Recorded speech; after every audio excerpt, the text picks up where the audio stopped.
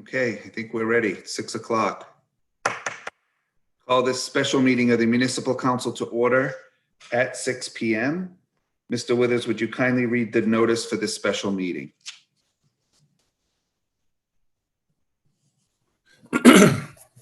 May 26th, 2020. To members of the Municipal Council from Mark J. Cooper, Council President. Councilors, by authority of Article 2, Section 2-7C of the Attleboro Home Rule Charter, I hereby call a special meeting of the Municipal Council as follows. Date, Tuesday, June 2nd, 2020.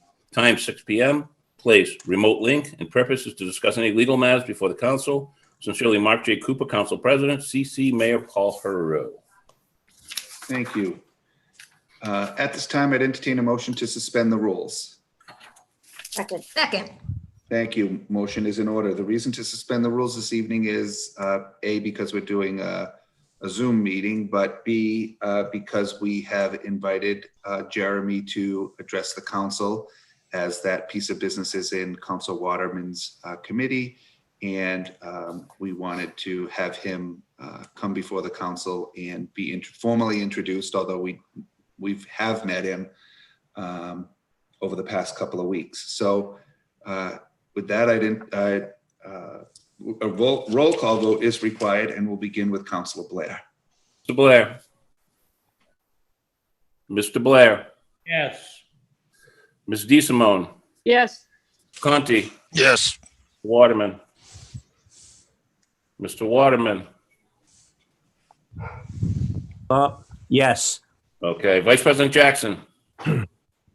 Yes. Sorry. Mr. Delissio. Yes. Kobus. Yes. Ms. Dolan. Yes. Ms. Reynolds. Yes. Ms. Holmes. Yes. President Cooper. Yes. 11 yeas, 0 nays. Thank you. Motion passes. We are operating under suspended rules. I don't see Jeremy online yet. No.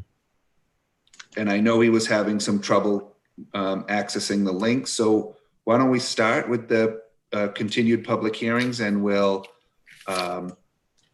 when Jeremy joins, we'll have him address the council when it's appropriate. Super. The first continued public hearing is relative to the following amendment to the City of Attleboro Ordinance 12-Parks, Recreation, and Forestry to increase fees charged by the Board of Recreation Commissioners and Department of Parks and Forestry. And this was continued to today. Thank you. Is there anyone here to speak in favor? Is there anyone here to speak in favor on the line? That I don't see anybody, but I'll just go through it just in case somebody jumps in. Anybody neither for nor against? Anybody, oh, I didn't do opposed, I'm sorry. Anybody opposed? Anyone neither for nor against? Seeing none, Councilor Holmes, do you see any reason to keep this public hearing open? I do not. Thank you. That public hearing is closed. Mr. Withers, would you read the notice of the next continued public hearing? Yes, the continued public hearing relative to the following amendment to the City of Attleboro Ordinance 16-10 through 14, water fees and installations to increase fees charged by the Water Department. Continue to June 2nd, 2020. Thank you. This is a continued public hearing on the water fee. I don't see anybody on the line, but I am going to go through and then I'll make some comments about this one and the previous one, because we did get some additional testimony today. Is there anyone here to speak in favor? Is there anyone here to speak in opposition? Anyone neither for nor against? I know that we've received several communications today regarding this issue. Those will be read into the record at the committee. Those should be read into the record at the committee meeting. Because they were submitted prior to the close of the public hearing, they should be formally read into the record at that time. So I know that Joe Caponegro, I know I received one from Joe Caponegro. I heard there was one from Tim Caponegro. I didn't see that in my email, though I didn't look for it in the last hour or so. And I did see one recently come through from Paulette Rio as well. So those three pieces of quick. information need to be considered at the time prior to the committee vote and the discussion. You can read them into the record. President Cooper. Yes. Before you moved on, Mr. Caponegro had raised his hand to speak. I'm not sure if it was for or against or what, but I've promoted him forward. If we could allow him to speak, is that okay? Yeah, sure. Yeah, Joe, and if you don't mind just telling me as I'm taking notes here, whether you're identify yourself for the record, obviously, and then whether you're for or against, or neither for nor against would be good. And this is on the water. Yes, my name is Joseph Caponegro. I live at 903 Pike Avenue. And I'm neither for nor against some items, but a couple items I am against. And I'm just following up. I'll do it briefly because I did submit a letter concerning the water and sewer increased fees on both ends. The minor fees that were being adjusted from, I think, $3.95 or something to $7.50. I'm not against any fee increase as long as it's representative of the cost of providing that service. And I would just urge the council maybe to get a breakdown of why the fee is going from $3.95 to $7.50, for instance, and I may be using the wrong numbers.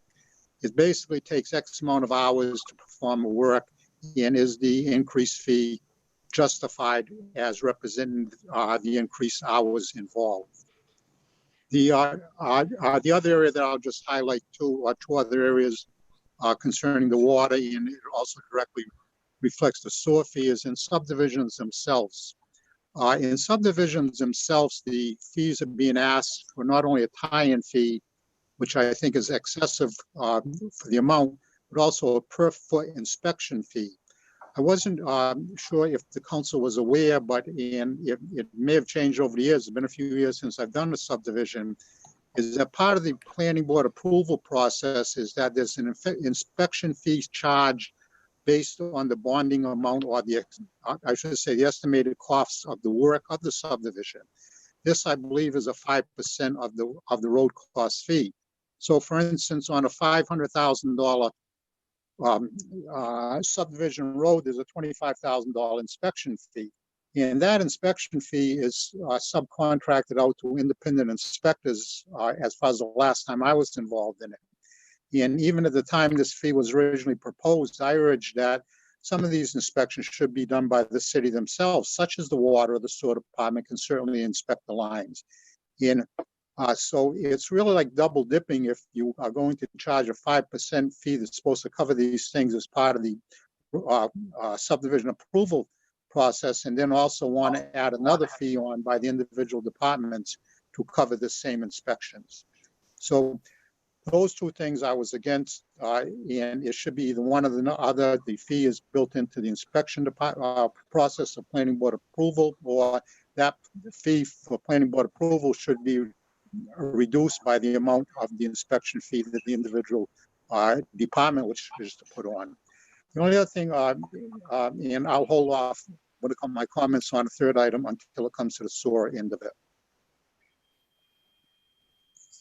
Great, thank you, Joe. Any questions for Mr. Caponegro from the council relative to the water fee? I don't see any, Joe. Thank you. Hold tight. Thank you. Is there anyone else? Did anybody else join the line in opposition? Anyone neither for nor against? Seeing none, Councilor Holmes, do you see any reason to keep that public hearing open?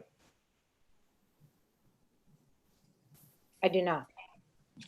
Great, that public hearing is also closed. And Mr. Withers, would you kindly read the notice of the next and final continued public hearing? Yes, this is a continued public hearing relative to the following amendment to the City of Attleboro Ordinance 16-15, Building Sewers Connection, to increase fees charged by the wastewater department. And this was continued to today from the last meeting. Thank you. Is there anyone here to speak in favor? Anyone to speak in favor? Anyone opposed? I'm opposed. I don't know how to raise my hand with this. That's okay. Just again, Joe, identify yourself, name and address for the record, and then the floor is yours. Yes, my name is Joseph Caponegro. I reside at 903 Pike Avenue. In addition to what I just spoke about during the water fees, about the individual, as far as minor fees should be clearly itemized as to if the increase is based on the hours, and the same with the, with the main inspections fees being the also being taken care of through planning board approval. I did have one other thing I forgot to mention about the $2,000 for the sewer tie-in or the water tie-in, either one of these. As my letter will state, I just think this is excessive based on the hours, and that the it should be looked at again as how many hours, and is it warranted that the amount be 2,000. And I also would like to know, both on the sewer and the water, that the inspection fee per foot may be justified when it is in a city road only. Sometimes mains are extended not to service just a subdivision, but for existing streets, and that strictly comes underneath the guidance of the water or the sewer department. There is no subdivision approval involved with that, so I can understand that end of it. The only other thing I wanted to mention was on the sewer department, where they're proposing that a 25% be added on to the proposed sewer fee for main extension. It was explained that this was to apply to future maintenance of the line. I don't think future maintenance of a line should be added on to a permit fee. The maintenance of a line is, I would hope, is directly tied into the usage fee that the customers pay. So once the line's in use, these people are going to be paying that as part of their sewer rate, and therefore I don't think it should be charged up front. And that's about all I have to say. Thank you. Any questions for Mr. Caponegro at this time? Joe, thank you. I'd just like to add, one more thing, Mr. Cooper, that my letter, you'll see in my letter, is that too often at these hearings I hear, well, what this town charges and that town charges, or the beast and not that, but anything like that. And I've always said at any of these public hearings, I don't really care what other towns charge. I think Attleboro should stand on its own and be the leader and not the follower in establishing any rates. Thank you. Thank you, Joe. Thanks for your testimony. Again, any questions for Mr. Caponegro? Thank you. Thanks again. Thank you, Council Holmes, any reason to keep this public hearing open? No. Thank you. That public hearing is also closed. And Mr. Withers, would you kindly read the notice of tonight? Did Jeremy join before we do that? Steve, did Jeremy join? I don't see him. No. Although I see 15 participants, so. Jeremy was having issues, so he's coming to AACS to address the council. Okay, thank you. Great. Thanks, Good. Jim. Okay, so Mr. Withers, we can read the public hearing, the last public hearing notice. That would be great. The public hearing relative to the following amendment to the City of Attleboro Ordinance 10-5 parking be amended to reflect change from the southerly side parking on Riverbank Road from Cliff Street to County Street. Thank you. I don't President see Cooper? anybody. Yes. Forgive the interruption, please. Jeremy is with me. Would you like him to speak from the council chambers next to me, or would you prefer he go to AACS? He's right here. It's probably easier if he goes to AACS because Jim's got them all mic'd up and likely all mic'd up and we'll be ready to go. Okay. Does he All know, right, Jeremy. does he know where it is? Jeremy, you know where you're going? Yep. Yes. Thank you, President Cooper. Okay, great. Is there anyone here to speak about the public hearing relative to Beagle Club Road? Beagle Club Road, yeah, right. That was a faux pas. Riverbank Road. It's okay, President Cook. Yeah, right. There's been a couple of them tonight. So I don't know if is there anybody here to speak in favor? It drives me berserk when these public requests for the council to do something and nobody shows up to talk about it. I mean, what do I know other than what I read in the notice? Yeah. Somebody should come and tell us what's going on and tell the public what's going on. I don't see anybody else on. Yes, if you know something, Kate, or anyone else, do. please chime in, and then I'll I'll see if anybody I- else joins in favor or opposition.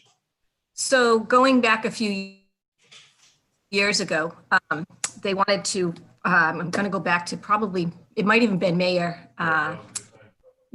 Judy Robbins, Mayor Robbins, way back when, wanted to fix Riverbank Road, the way it curves. It doesn't have any sidewalks on the side where the businesses are. And it has that very narrow sidewalk. So it never came to fruition. And then along comes Mayor Dumas and he came in for it. It still didn't come to fruition for whatever reasons, and I don't know what they were. Parking got changed over there on the opposite side of the street.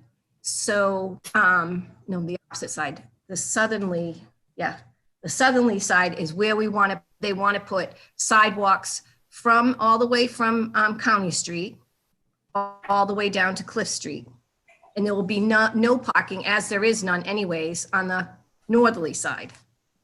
So they're in the process of redoing the road at this point. So they want to be able to, where they have to put them in where there's no parking. And also they're trying to bring it into compliance where we just changed all the parking from 2 hours in that vicinity to 3 hour parking. So Mike Tyler and I had talked about changing it to 3 hour parking. And we did meet with most of the business owners over there several times, so that we wanted to make sure everybody was kind of happy with what was happening over there. And that's how it came about. And all of it, the mayor decided, Mayor Hero decided that this would be a project that could get done now while, schools are closed and everything else is happening, along with Catherine, who came in on this whole project as well. And so they've worked together with the business owners to be sure that, everybody's going to kind of be happy. Great, And it thank will you. help once that, okay, you're welcome. Yeah, no, I guess I'm not as perturbed, but only slightly instead of seriously, because again, we should get someone should come tell us what they're trying to do here. My concern, Kate, is on that side of the road, and maybe you can address this, and then we can see if there's anybody here, or if any of the other councilors have questions. On that side of the road, basically the whole side of that road is curb cut, right? There's no curbing by which to have to get into parking areas. And they've done certain creative things there from time to time. They put big concrete blocks, I think, are there now to block and to maintain parking areas for those businesses over there. Were the owners of those properties affected? I think the answer is yes, but I just want to confirm of where the curb cuts might go. They were in on the whole discussion on where they were going. They were the markings, and not just once. I think we went out 3 different times, and this went back last year. Okay. And we thought it was going to get done and they've been involved in everything. And I'm surprised none of them are on tonight either. I'm very surprised. Okay, yeah, is there anyone else that has any additional information regarding Riverbank Road? Is there anyone here to speak in favor? I don't see anybody else on that, although I do see 16 now, but that might have been Jeremy coming in. Is there anyone to speak in opposition? Anyone neither for nor against? I have to go back to my notes. Is this in your committee? Councilor Holmes. Diana's. Do we see any reason to keep this public hearing open? I do not. I don't either. Thank you. That public hearing is also closed. So perfect timing. I saw Jeremy come in with his mask. So at this time, we can, Jeremy, feel free to introduce yourself to the council. I know we had a bit of a sneak peek with some of the budget hearings, but if this is about introducing yourself to the council, but also to the public, that would be great. All right. Thank you, President Cooper, and thank you, members of the Municipal Council, for your time tonight. And I apologize for the technical mix-up. I thought it would be easier to join from my office, and it turns out I didn't have the right permissions to do so. So AACS helped me out, and I'm over here with the proper setup. So Thank you for your time tonight. Thank you to everybody who I've met throughout this budget process. As a short background, I joined the city at the end of April. Prior to that, I spent a little more than 2 years at the public schools of Brookline in the budget office there. I also spent a couple of years in municipal bonds at both credit rating agencies and a secondary market research agency. I have an MPA from Cornell in economics and finance, and I have an undergraduate in history from Quinnipiac. My work history has all been public sector oriented and finance driven from even before I got to graduate school. So this opportunity to join the administration, to continue some of the great work that's going on here in Attleboro. From everything I've been told, I have large shoes to fill in the role of Director of Budget and Administration for the admirable 12 years of work that Barry Lacasse did before me. He left the department in a great state. There's a lot of projects in the air between capital projects administration and budget development. But there's a really sharp team at City Hall who not only has been able to support me in getting me up to speed, but also executing great work around that. So thank you for your time tonight, and I'm looking forward to answering any of your questions. Great, thank you, Jeremy. Any questions of Jeremy from the council? Yes, I had one. Actually, two, if I may. Sure. Jeremy, one piece of your past absolutely fascinated me, and I wonder if you could share it. It was very unusual when you worked in New York and the Hurricane Sandy hit. Could you share a little about that? Sure. So my first job out of grad school was with a firm called Haggerty Consulting. Steve Haggerty founded the firm in 2001, and he is an Attleboro native, as it happens. So I worked with Haggerty Consulting as a sub-consultant in the New York City Housing Authority. So after Hurricane Sandy hit, this is the perfect place to bring in a consultant as a public sector firm. It's something that you don't have expertise in, and it has a definitive timeline to it. So we got brought in, and I was on the funding team. So it was about a $3 billion project to restore and add resilience to public housing in New York City. And that included funding stream management from the National Flood Insurance Program, commercial insurance, FEMA, HUD, all sorts of funding stream managements. The project's still ongoing. If any of you have worked with FEMA and done project worksheets, even in the post Katrina Rita world, where they kind of tried to streamline things, projects still take 10 years to close out. So my firm, our part wound down, and my contract was winding down, and I moved on to municipal bonds. But working to serve the low-income population in a city that needs housing as much as New York needs housing. You know, it was working for the country's largest landlord. It was an excellent experience to see the different stakeholders in terms of recovery, and the competing needs in terms of resiliency, in terms of speed, in terms of financial management, and then, you know, the politics of New York City and federal government layered on top of that. So it was a heck of an introduction to public sector finance right out of school. Thank you, Jeremy. And the second question I had sort of builds on that. What do you find that really grabs you and it is so interesting for you to come here to Attleboro? What is it about Attleboro?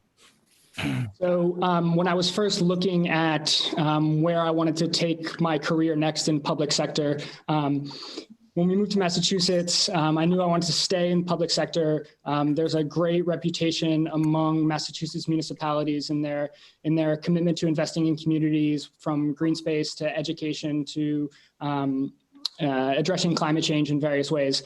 So I was happy to have been in Massachusetts broadly. And then specifically when I was looking at Attleboro, I thought it was kind of this sweet spot for me of community size, of the players that were in the leadership team, about community involvement. I thought the investment in building a brand new high school was something extremely exciting to be a part of. Expansion, I think I said this before, but expansion of the green space. I didn't know too much about Highland Country Club, but as I'm learning about it a little bit now, and the commitment from the city to create outdoor passive recreation and active recreation for community members is something that I hope to build upon while I'm here too. Thank you. I would invite anybody on the council to feel free to ask a question at this point. I'll do that. Councilor Dolan, I saw you next, and then Councilor Cobus and Delesio.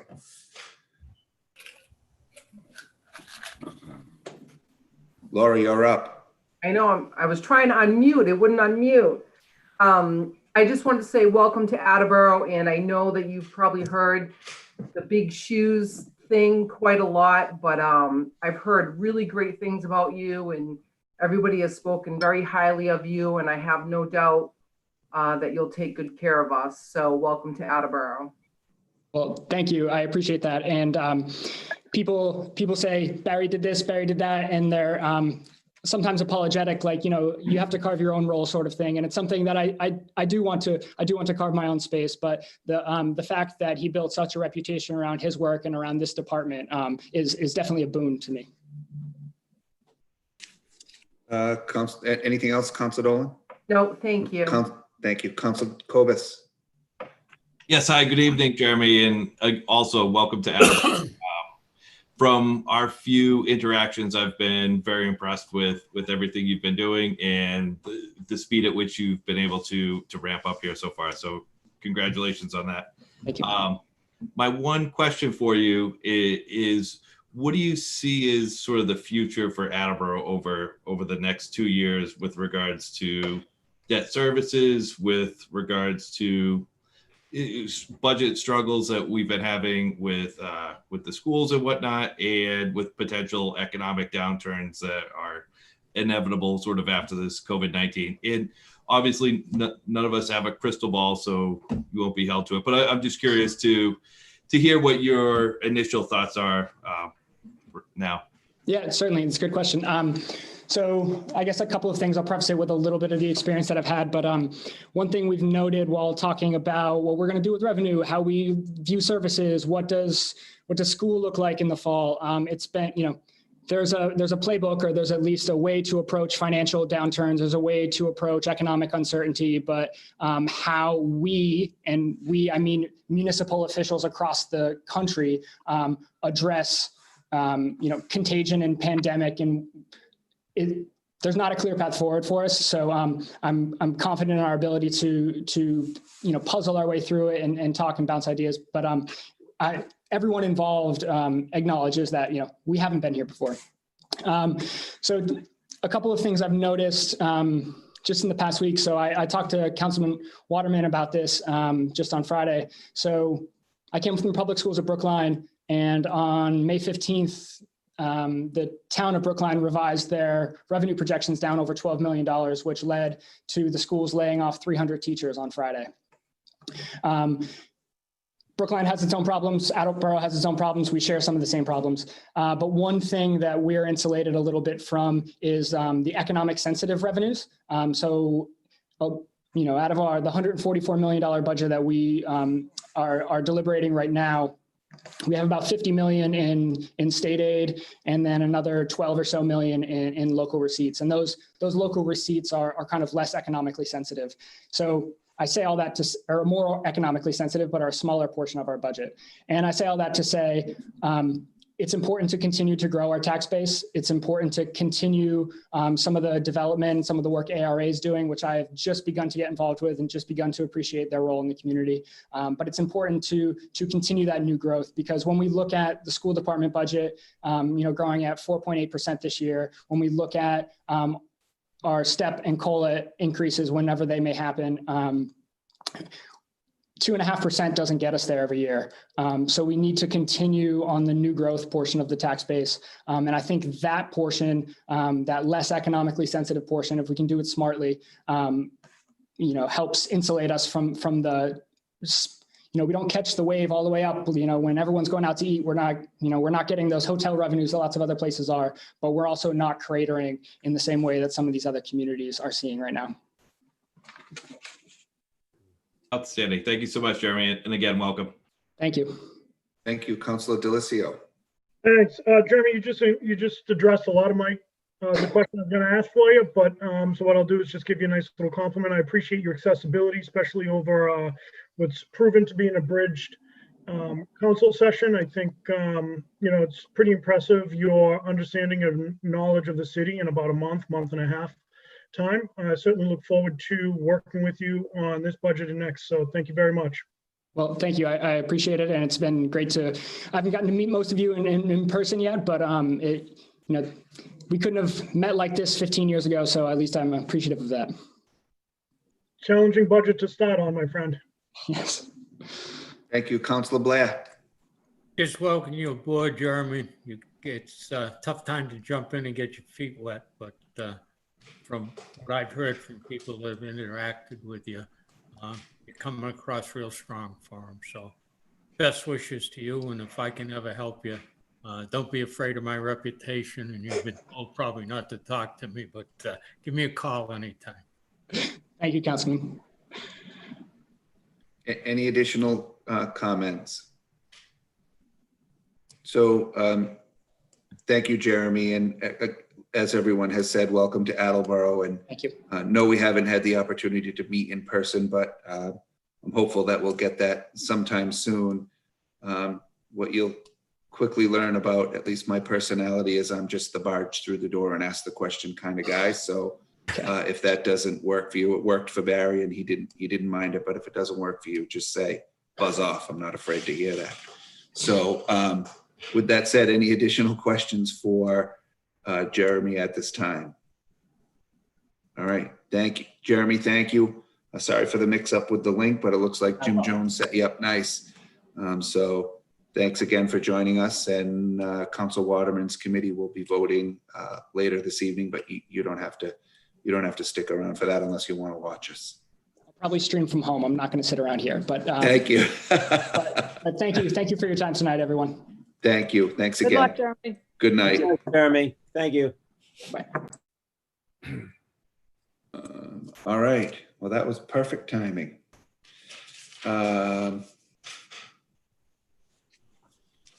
At this time, I would entertain a motion to recess so the committees could meet. Second. Thank you. Motion is in order. Any questions? Roll call vote is required. And we'll begin with Councilor Holmes. Ms. Holmes, Yes. Ms. Reynolds, Yes. Ms. Dolan, Yes. Mr. Cobus, Yes. Mr. Delicio, Yes. Vice President Jackson, Yes. Mr. Waterman, Yes. Mr. Conti, Yes. Ms. DeSimone, Yes. Mr. Blair, Yes. President Cooper, Yes. 11 yeas, 0 nays. Thank you. We are recessed at 6:32.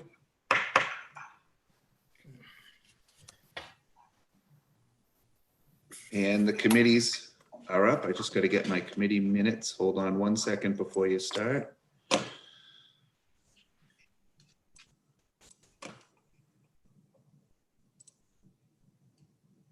Okay, I'm ready. Reporting for Public Safety Emergency Management. I believe I'm first, Mark. You are. I have one motion this evening. I entertain a motion to approve the expenditure of a public safety answering point support and incentive grant of approximately $165,733 received by the Attleboro Police Department for FY 2021 and approve any future grant amendment. There is no match required by the city. Second.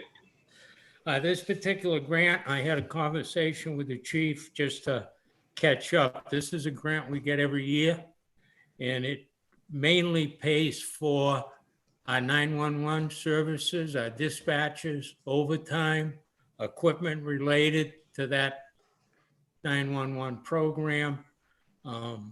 Like I say, we've been getting it every year, and without that grant, we'd be in tough shape. So they do a great job with it, but that's where the money goes. You got any questions for me at all? I had a fairly long conversation with Kyle today. A lot goes into it, but it's for the 911 program, and it does supply salaries and equipment for our dispatchers. Any comment? Hearing none, all in favor? Aye. Aye. Motion passes. I have no other business this evening. Thank you very much for your attention. Call. President Cooper, Transportation and Traffic has nothing to report this evening, but to say that the meetings of the Traffic Study Commission should be resuming in the very near future. Oh, forgive me. Point of order, I'm sorry, President Cooper, Councilor Blair didn't have an opportunity to adjourn his meeting. Move to adjourn. Second. All in favor? Aye. Aye. Thank you. My apologies, Council Blair. It's all right. You step on me anytime. I apologize. I'm sorry. As I was saying, transportation and traffic, nothing to report, but Traffic Study Commission meeting should be resuming soon. Thank you. I'd like to call the Capital Improvement City Development Committee to order at 6:35. Sitting on this committee are Councilor Dolan and Councilor Waterman. I have 3 motions to discuss with you this evening. From the docket of June 2nd, 2020, I move to transfer $187.61 from account 35435990000 Fund Nickerson Park Upgrade, other financing uses, to account number 10004-4990000 General Fund, other financing sources, as the project is complete and these funds were unexpended. A second. Thank you, Councilor Waterman. This is pretty typical and common. Nickerson Park had quite an extensive upgrade that went on for several years, starting with the Rotary Club and the Lions Club of South Attleboro putting in a really nice playground, which has held up quite well. And now the fencing is complete, the grounds are complete, all that concrete's gone, and this is the money that's left over to be returned to the general fund. Are there any questions? Motion's in order. All in favor? Aye. Motion passes unanimously. From the docket of June 2nd, 2020, I move to transfer $18,576 from account 1124-1000-578380 Citywide Reserve Fund for Capital to account number 1660100-587-380 Cape Horn Park Zoo roofs to repair the roof and fascia boards at the zoo treatment facility. Second again. Thank you, Councilor Waterman. I'm really happy to see this on a motion in front of the committee because we really wanted to get this done last year. And I believe all 3 of us were right in sync on the fact that this vet's building roof needed to be done. And Dennis was getting just a very difficult time getting anybody to bid on it. And finally, we have a quote, and it should take care of the roof for the next 15 to 30 years. And I'm very happy it's being done. Are there any comments or questions? Just Saying none. I just wanted to add that this is a great thing for us to finally be doing. Yeah, it really is. It's badly needed, and I'm happy that we're going to take care of the building. So the motion's in order. All in favor, say aye. Councilor Conti, point. Yes. Richard? I'm sorry, I It's didn't Kate. see Kate. That's okay. That's quite all right.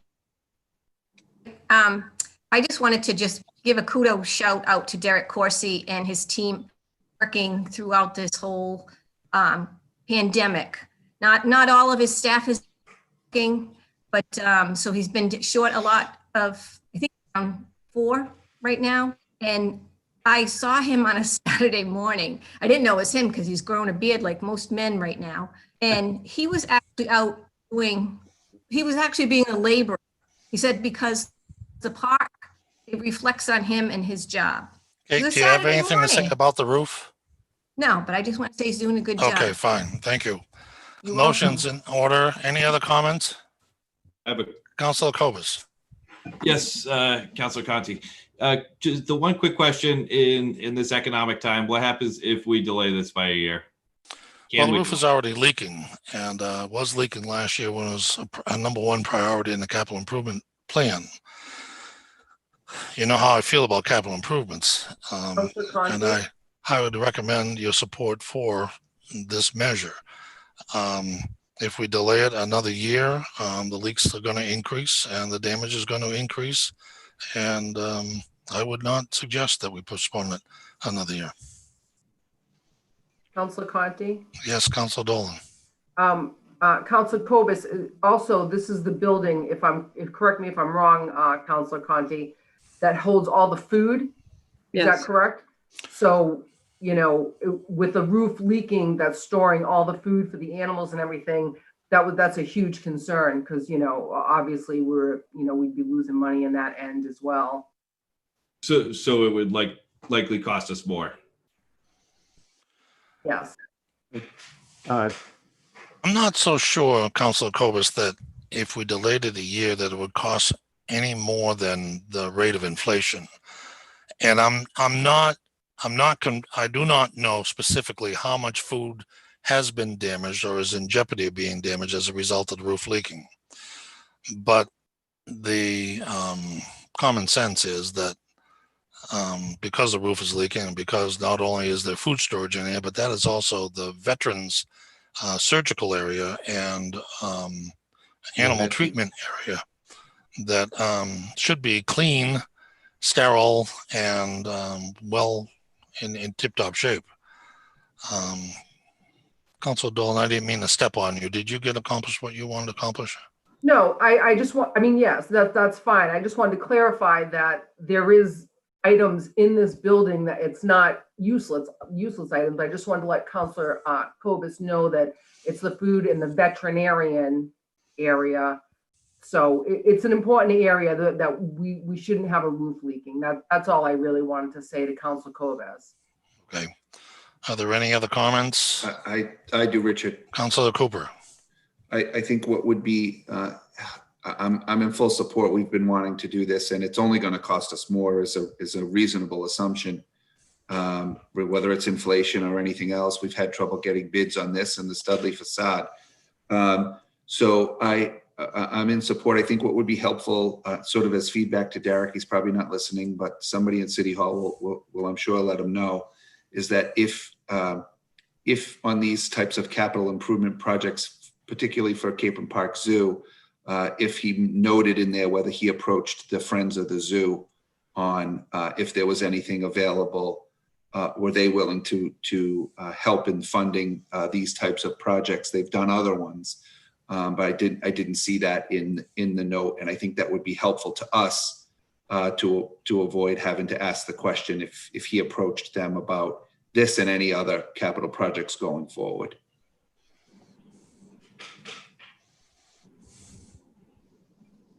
Actually, may I say something, Councilor Conti? Yes, the chair recognizes Councilor Dolan. President Cooper, I need to go back on a meeting that we had, because I feel like we discussed an option of payment for this roof. A different That's why I option. asked the question. I believe, Councilor Dolan, we were talking about using the revolving account. I believe that's the case. So what happened there? Because I feel like Derek Corsi wasn't. No, so can I help you, Council Conti? Yes, go ahead, Councilor Cooper. So what I'm going to tell you is that there's no money in the revolving fund to do this roof. They're spending $70,000 a month and got zilch in revenue. Well, because to maintain the zoo. So So any thoughts related to some extra money in the revolving fund this year are out the window. Right. So it's not there. So we have that. I asked the question because from time to time, the Friends of the Zoo have done great things as the Friends of the Zoo to maintain and keep the property accredited, et cetera. So I just would be helpful for us, I think, or for me at least, only speak for myself, to know the position of the Friends of the Zoo on these projects on a go-forward basis. It's not stopping me today. We've wanted to do this thing for years. I agree. So I'm in full support. I just think that would be a helpful tidbit in making these decisions on a go-forward basis. That's all. Thank you, Councilor Cooper, for making it clear that I really didn't want to hold this vote up tonight because, but I will have a conversation with Derek about the Friends of the Cape Town Park Zoo and their financial participation in capital projects. And going forward, I'm sure that he'll, if he hasn't already, will contact them with his needs.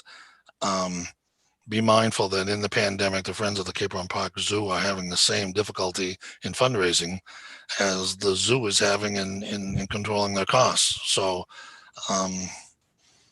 every dollar is getting more precious, which I respect Councilor Kobus's comment, because we should be scrutinizing every expenditure carefully.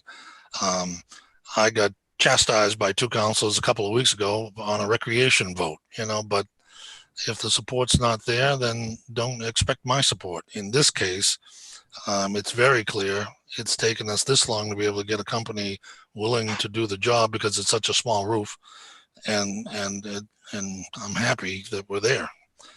Are there any other comments? Councilor Conti. Yes, Councilor Delcio. If I may, thank you. So I don't want to belabor the point. A lot of what President Cooper was saying, what you've said, I would agree with. I do appreciate Councilor Kobus's line of questioning. What I would say at this point, and it can't stress it enough, even though President Cooper brought it up, there is no revenues coming in. The zoo is almost, I don't know, there's a high percentage, like 90% fully funded out of that revolving fund. So we do have Derek Corsi coming in tomorrow to discuss the zoo. So I think that would be an apropos time to raise some of these questions at that point. But I agree. I mean, this is something that has been on our radar for some time. It's a roof in an important building to an important facet of the city. So I'll be supporting this 100%. Thank you for your support, Council Delcio. Tomorrow, when we have Derek, we'll talk about the Friends of Cape Run Park Zoo and also the various trust funds that are set up to support the zoo, which may also be another avenue for some of his funding. Council, may I add one Yes. last thing? Yes. I think the other thing to keep in mind, there are other capital improvements and other improvements that the zoo is going to need sooner than later. And they're losing not just the money at the door, but they're also losing the splash pad, which brings people out too. So there's a lot that's going into this. Well said. Thank you, Councilor Delcio. Any further comments on the motion? Seeing none, I'll call for a vote. All in favor, say aye. Aye. Motion passes unanimously. Finally, from the docket of June 2nd, 2020, I move to approve $27,000 to be used from the Library Project Fund 3546 for the design of the elevator modernization and ending project costs related to the library construction project authorized by council vote on February 18th, 2020. Second. Thank you, Councilor Waterman. I had a long conversation with Building Commission Chairman Jack Jacoby about this elevator, and he sent me the quote from the elevator company. And in the discussion, I asked what would be the cost of replacing the elevator. And that was not known, but it's obviously a lot more. And looking over the estimate from the elevator repair company, they are replacing virtually every component of that elevator system that is responsible for its function.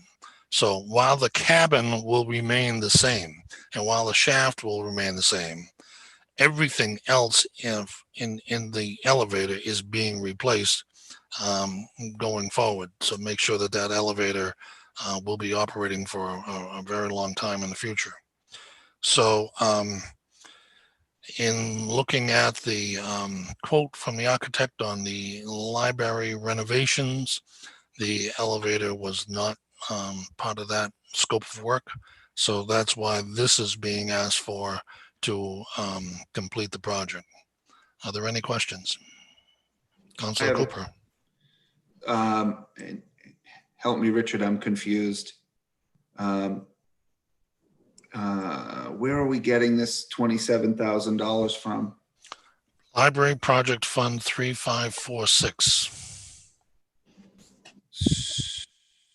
So in tonight's communication, there's an item that will be assigned to your committee to amend the loan order.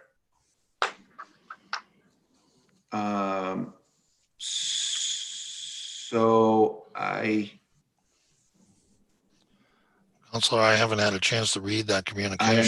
I understand. I just don't want to. No apology necessary, Richard. I just want to make sure that, Since you've read it, can you answer this question? This motion is for the design work. Is that communication for the execution of the work? an additional need was identified for the modernization of the elevator after the vote took place. Due to this identified need, it is necessary to amend the approved loan order to expand the scope of the authorization to include the elevator language. And that has been added to this motion, which will be tonight referred to your committee.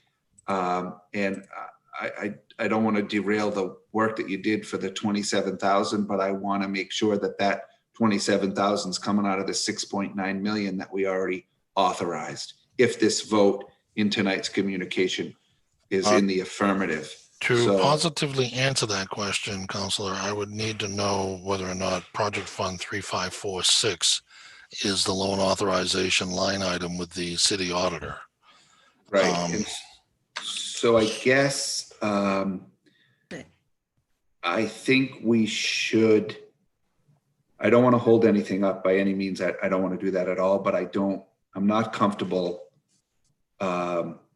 without, and I'm sure you're not either, without knowing that $27,000 is that fund. I'd bet money that it is, but without knowing that, and now seeing a new communication, item number 1 on the mayor's communication tonight, which will be assigned to your committee, Council Conti, when we get there.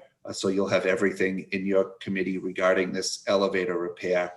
I mean, you can bring it out of committee tonight, but without the answers, I don't think I can bring it beyond that. Given that there is a communication tonight that is on the exact same subject and probably addressing the exact same fund, I would appreciate the time from my committee members, if you would so agree, Council Waterman, to withdraw your second.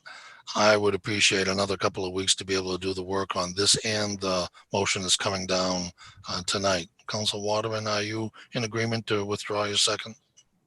Yes, but I wanted to draw attention to the May 18th message from Deb Gould, where she refers to a December 2017 vote by the council to fund the evaluation of the building envelope and mechanical systems at the library.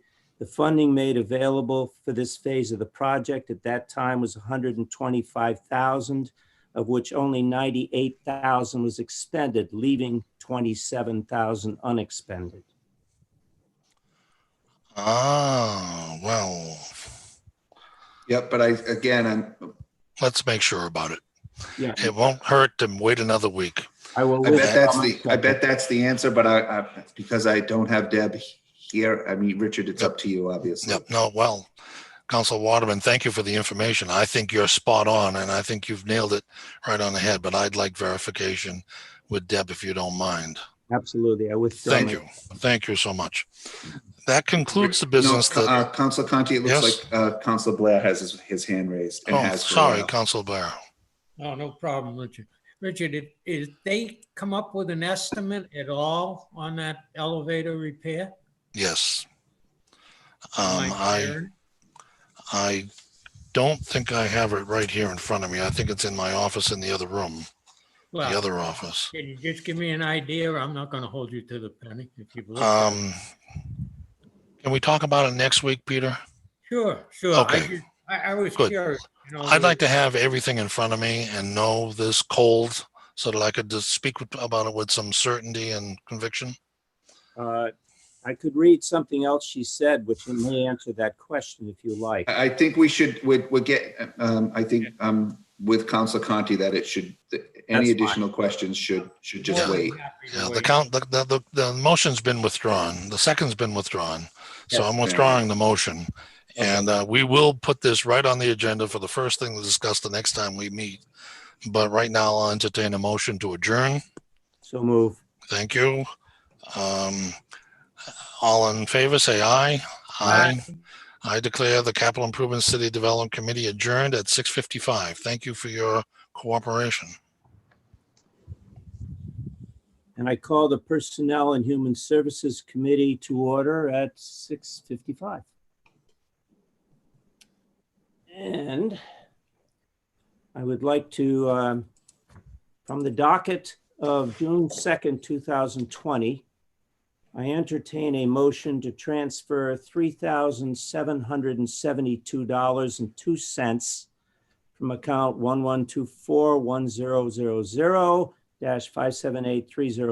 Citywide Reserve Fund for transfer to correct a miscalculation of the top step grade 25 and grade 24 in the AMCA salary table, and request the funds go to the following accounts. And I shall read them. $349.83 to account 114-11000-514050, assessor, prior year salary. And also $349.83 to the account 121010000-514050 to police, prior year salary. $762.84 to account 122-010000-514050 to fire, prior year salary. $783.84 to account 165010000-514050 park, prior year salary. $762.84 to account 114-61000-514050 to the collector, prior year salary, and $762.84 to the account 154310000-514050 to the veterans, prior year salary. Do I have a second? Second. Thank you. This, as it was explained to me by Owen and by Beth, was, as they say, a miscalculation, which was discovered this year. I believe the miscalculation was made in previous couple of years. I'm not sure exactly when. For our employees who are at grade, there's 8 employees affected here that are at grade 24 and 25. And this is monies that they should have received and did not. Are there any questions? Okay. Seeing no questions, all those in favor? Aye. Aye. Thank you. None opposed. Question moved, it passes.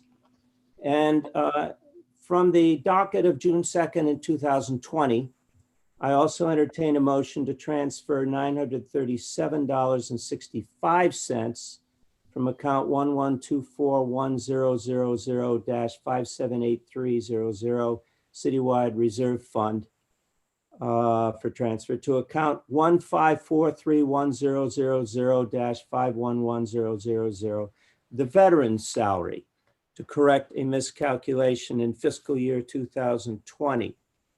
So this is a recent miscalculation. And are there any questions about this? None. All those in favor? Aye. Aye. Thank you. Motion passes. And from the docket of June 2nd, 2020, suddenly need glasses here. I entertain a motion to transfer $556.33 from account 6100-578300, the Water Enterprise Fund Reserve Fund for transfer to account 6100-514050 Water Enterprise Fund, prior year salary, to correct a miscalculation. Do I have a second? Second. Thank you. Hey, Ty, Yes, please. I have a question about why why are all of these miscalculated? They were What's miscalculated. the reason?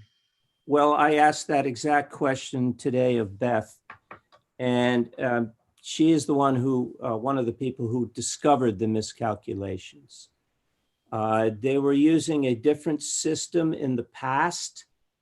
to calculate upgrading by 2% or 4%, whatever the increase in costs of increase in salaries were in past years. And at some point, they don't know when, it was passed along with a mistake. In each one of these cases, a mistake could have been made a number of years ago. They don't know when, and they discovered it now. So we have no idea when it first occurred. No, we unfortunately do not. Okay. The first group that we just passed were issues connected with the 2019. This one that we're dealing with right now is an issue of 2020. Wish I could learn more. That's as much as we could figure out. So all those in favor? Aye. Aye. Any opposed? The motion passes. From the docket, and this is the last of this kind, from the docket of June 2nd, 2020, I entertain a motion to approve the wastewater internal transfer of $1,319.18 due to this miscalculation for fiscal year 2020 salary. Do I have a second? Second. And the answer to the issue is the same answer I just gave, Aye. miscalculation. How many people is that involved? The last one, the wastewater one? I think you said water. Well, all told, 8 people were involved. In the water department? No, this is an internal transfer. Wastewater. There's one there. In wastewater. And I believe there was one also in the water prior to that, yes. I just want to say, I just can't believe that we can't pinpoint when it was first found. And that to me is just, or when it first started is just, it's just wrong. Some mistake was made in past years and wasn't caught. And at that point, say there was a 4% increase, it was 4% was taken from the point of the mistake. And that's been passed along once or I don't know how many times. I'm just suggesting, I just think it's wrong that we, I mean, yes, we're finding it out and that's great, but we can't pinpoint when it started. And that to me is unacceptable, but okay. That best term was to call it a clerical mistake. Obviously. So I can't remember. Do I have a second on the wastewater internal transfer? Yes. Okay. Second. All those in favor? No, hold on. I got some questions. Please. Yes, Mark. So there's no account numbers here, so I can't I can't support this You're coming correct. before the full council without account numbers. You On the have to last have them. Understood. Shall we withdraw the second? Well, if we can't dig it out quick to add it, then I think we have to. I don't have an account number for the wastewater. And I didn't catch that, so sorry about that. All right, Councilor Waterman? please. So yeah, I want to echo Councilor Reynolds' concern. I think kudos to Beth for finding it. I think that's it's great that it was found, but I'm going to have a hard time voting for any of these when they come in front of the full council if they come out tonight without getting that information. I was trying to go through some of the backup work and trying to figure if I could see something, but if I could make the suggestion that you hold until the next meeting on those that were already voted, where they've already been voted out of your committee, because if not, I will, I'll have to either vote against it or charter object. So I think we need to figure out what happened. Okay, understood, and I will hold this. Thanks, Ty. I was just going to say that to hold them in committee. Yes, and I would appreciate it if, Councilor Delizio, if you have any thoughts that you could share with me at another time, as how we could get more information than I was able to get. But, all right. Council Waterman, I just have another comment. Yes. So Owen and or Beth should be able to provide perhaps a little more guidance to you in terms of what happened here, and you know, give some idea of how long this issue's been going on, and assurance that all the numbers for the next fiscal year have been verified and are correct. I think that's what at least I'll speak for myself. That's what I'm looking for. Absolutely. Thank you. I went into, Owen was out today when I talked, but I'll go back. Okay. From the docket of June 2nd, 2020, I entertain a motion to approve the requested change to the current personnel rules and regulations for the city's exempt group, Article 19 stipend. The change is for the addition of Section 2 for the MIS director to receive an annual stipend to perform the city's telephone network communication duties. Do I have a second? Second. Okay.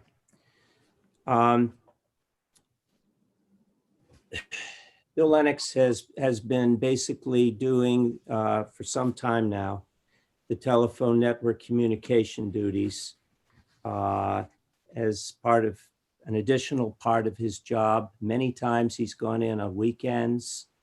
As it was explained to me at the personnel office today with Beth and with Owen earlier, he wasn't paid anything extra for handling the telephone network communication duties. And so Bill Lennox is suggesting that we add an Article 19, Section 2. There's a Section 1 in there, but a Section 2 that basically just says to add in $800 stipend for the MIS director to do the telephone network communication duties for the city. Any questions? I do. Please. I don't know if you can see us raising our hands, but I can see you. okay. All right. Yeah, I don't want to jump in front of anybody else, but I thought that no question Bill's there all the time. Tell me, when did the additional responsibilities of the communications added to the job responsibility? When I asked that question, the answer I received was many years. I don't like that answer. It's how I don't like that answer. So going back to Owen and Beth, I need more than that. And Ty, please don't think that I'm chomping on you tonight, but I do not. I also thought that Bill Lennox, and no doubt he's there all the time. Just drive by, you'll see his car. We all know what he drives. But I thought he received a stipend. It says, if I may, Council Waterman, I'm looking at the looking at the documents originally submitted, and it does say he receives an annual MIS stipend of $8,000 payable in weekly installments for being available for duty 7 days a week, 24 hours a day. Is that the stipend, or is this a second stipend? Oh, I said 800. I made a mistake. I apologize. No, that is the stipend. Okay. No, hold on. Time out. Am I wrong? Right now, today, before this vote, Bill Lennox, it's my understanding that Bill Lennox gets a stipend today. I need to know what that amount is today. And then I need to know, as a result of this, what it's going to, or I cannot vote for this. This is section 1, President Cooper, so it would appear that the stipend he receives today under section 1 of that article is $8,000. Section 2, I cannot find in the original communication. Because that's what this vote is to do, Councilor DeSimone. Right. It's my interpretation, and I'm happy to be wrong. Well, That this is adding an additional $800 in section 2, so the total stipend amount after this gets voted would be $8,800. I need to know whether that's a safe assumption and if it's the truth. So fact. May I read what section 2 says as written by the personnel office if it passes? And I made a mistake, so let me take back the 800. The MIS director shall receive an annual stipend of $8,000 payable in weekly installments only when assigned to perform the city's telephone network communication duties. That's what we're voting on. So that's amending section 1, not adding a section 2. No, it's unclear. It's adding a section 2.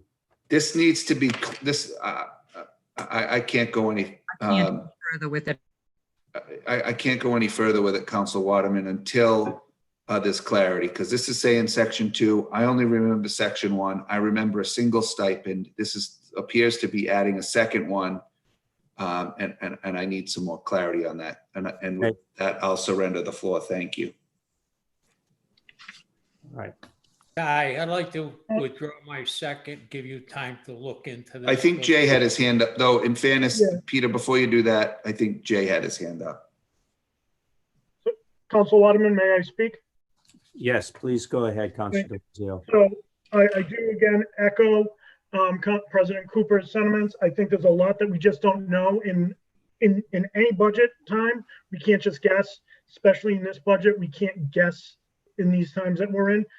I love Bill. Bill has been a big help to me in so many ways. So this isn't about Bill. I want to preface that. My concern is when you said that Bill said he wanted a stipend.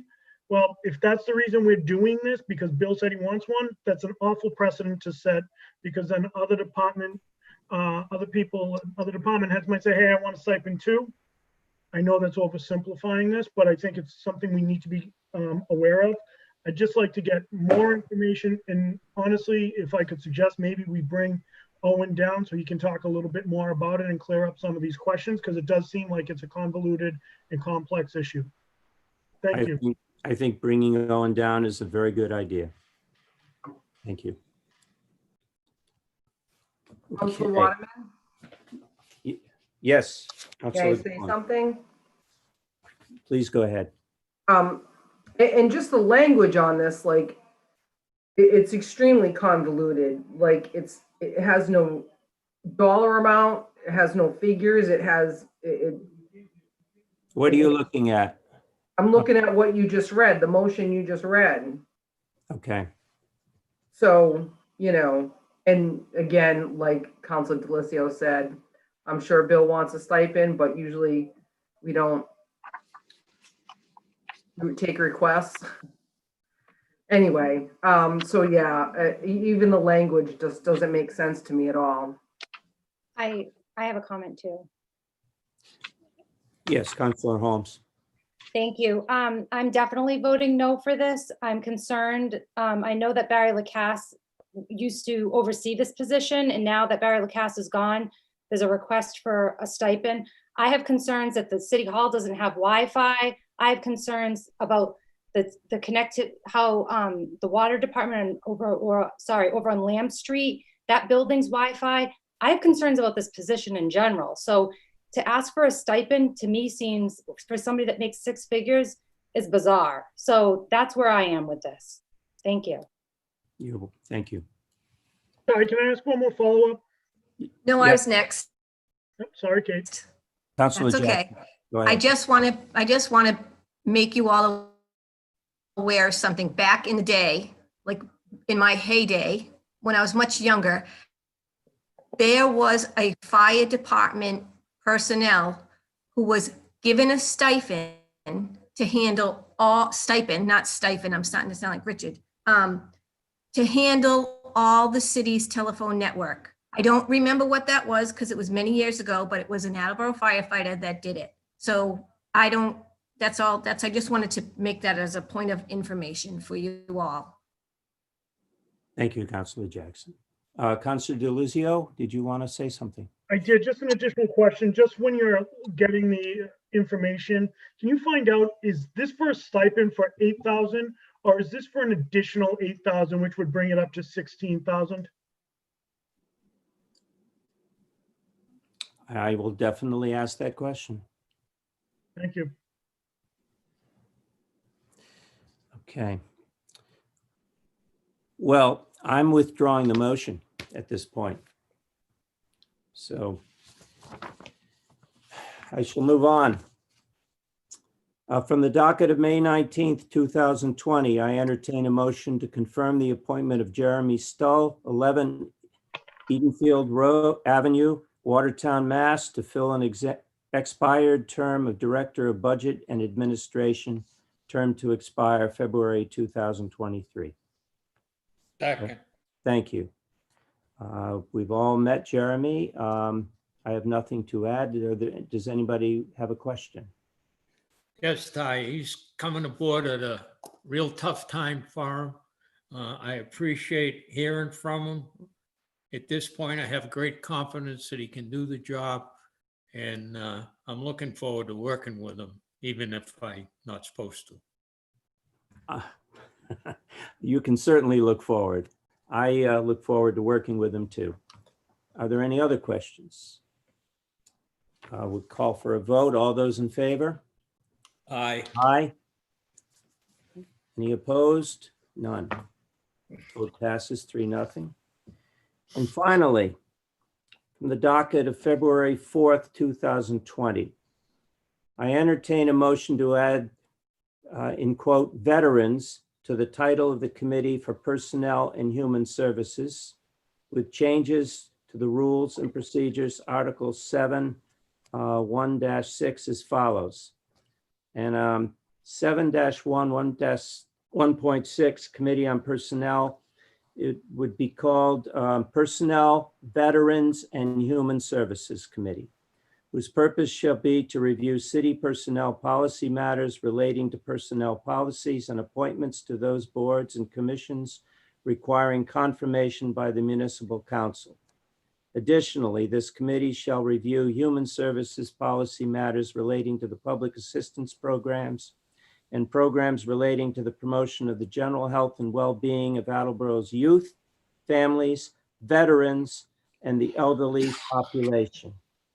This committee will interact with all departments concerning personnel matters. And items that go before this committee would be appointments of department heads, boards, and commissions, ordinance section 1 through 13 and 1 through 14, personnel matters, appropriations and transfers, and finally issues relating to the schools, recreation, the park, the zoo, the library, the health department, the Attleboro Youth Commission, the senior center, and veterans services. Do I have a second? Second. Ty? Yes, Councilor Reynolds. I have a concern over this adding the veterans. I mean, we have a veterans department. I'm trying to understand why we are at this point convoluting this additional grouping when we already have a veterans department. Can you clarify why we would do this? Well, I agreed with it. I feel like why? I guess I'm asking why, when there is a separate entity that deals only with veterans, why we would add the veterans onto something else. Well, I would like to share 3 of the counselors came to me and asked if we could consider this. One of the counselors in particular wrote out a statement, which I agree with. And can I answer your question? I'd like to read what she said. She can answer the why, and that's what I agree with too. Councilor DeSimone wrote this. Among the purposes of the Committee for Personnel and Human Services in the council rules of procedure is included a charge to review human services policy matters relating to public assistance programs and programs relating to the promotion of the general health and well-being of Attleboro's youth, families, and elderly population. According to the U.S. Census, Attleboro has approximately 2,631 veterans living in the city. That takes us up to 2018. In that group, most of them are Vietnam veterans that comprise a special part of our growing elderly populations, and sadly find themselves increasingly in need of a variety of public assistance. I would assert that veterans be added not only to the name of the committee, but also included in the foregoing sentence. Moreover, because of the unique military experiences of our veterans and the challenges they face because of these experiences, including the alarming number of suicides, their general health and well-being demand particular attention. For these reasons, Councilor DeSimone believes that the addition of the word veterans to the title of the committee is warranted and necessary, and suggests when appropriate to do so, that it be added to the list of the groups identified within this committee's charge. I agree with that. So I'm just going to, I don't think we disagree as far as the things that we're talking about for the veterans, but this is what Ken does. This is what we pay the Veterans Department to do. He deals with everything veteran, everything. And I think that dividing it up and throwing it into another grouping creates a larger issue. That's my own opinion. So I would not be. I'm confused. Councilor Jackson, did you want to? I think Councilor Delicio is ahead of me. I could just speak up, Councilor Delizio, because hands I don't always see. Go ahead. So Sarah, part of the reason we introduced this is I had a conversation with the veterans agent about this. I had a conversation years back with former President Cook. I had a conversation with Ken's predecessor, and this brings it online more with what you see at a state, national level. And, you know, I mean, just because it's a department head by that nature, we wouldn't have a DPW committee because Mike's there. We wouldn't have a zoning and just because of Gary Eurasian, or public safety because of the chiefs. So this isn't about taking anything away from Ken. This is about streamlining processes. Instead of having veterans business go to 6 different committees, it's a little more focused. It's a little more in line with what you see at other levels of government. And it really ensures that we're bringing some of the issues that the veterans have and some of the, and there's a respect issue to that as well. So that was really my motivating factor when I was bringing it forward. I'm not suggesting I don't totally understand what you're saying. And if Ken thinks it's viable, you know, I mean, he's the one. I know that every veteran I know that has an issue, I send directly to Ken, and he deals with it promptly. So I'm still a little iffy about it. Quite frankly, I don't see what the need is, but if Ken thinks there's a need, then, you know, that's a different story. Mr. Waterman, can I follow up? Oops. Please follow up. Go ahead. Yeah, Sarah, I totally understand what you're getting at, but it's not going to take anything off of Ken's plate. They're still going to go to Ken. They're not going to start all of a sudden coming to Ty. It's going to be someone where if Ken has an issue, he can reach out to Ty as opposed to trying to go around to everybody else. It just really streamlines the processes and makes Ken's job communicating with the council just that much easier and more streamlined. Okay. Councilor Waterman. Councilor Waterman? Oh, nope, I'm yes, next. Thank you. Councilor Jackson. Thank you very much, Councilor Waterman. So Sarah, this is why I'm viewing it. It's very much what Jay's saying to you as well. So being DPW chair, so I know which departments, when something's coming down the mayor's communication, I know that Mark's going to say, this is going into Public Works, and Public Works is getting this. So I'm going to get water, wastewater, parks, forestry, and Public Works department. So it kind of says, okay, so personnel goes in on the same level with veterans. So it's kind of like Jay said, it's just streamlining committees. So when the mayor's communication comes down, it makes it a little bit easier where it's going to go. That's my answer. I just see it as another step, but, I'm not opposed to it. If you think it's something that's helpful, I see it as just another step in the process and not necessarily sure it's needed. Councilor Waterman. Councilor Conti, please. Thank you. So I think if we're going to add veterans, that we should add seniors.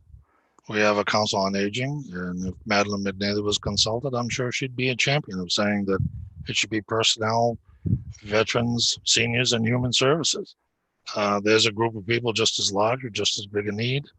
And I think that that seniors should be added to the scope as well. And the more I think about it, the more strongly I feel about this, that if seniors aren't added, I don't think we should add veterans. That concludes my comments. Thank you. Anyone else? Councilor Deluzio again? I think Council Holmes was first. I didn't see, oh, her picture isn't on my screen. That's the reason. Councilor Holmes. That's okay. Go ahead. It's your turn. No? No, that's okay. Yeah. All right. Council Conti, if I could just redirect through the chair to Council Conti, I understand and I don't disagree with your stance on that. But I think that this is a very specific, so let me backtrack a sec. I don't know that it needs to be one or the other at this point.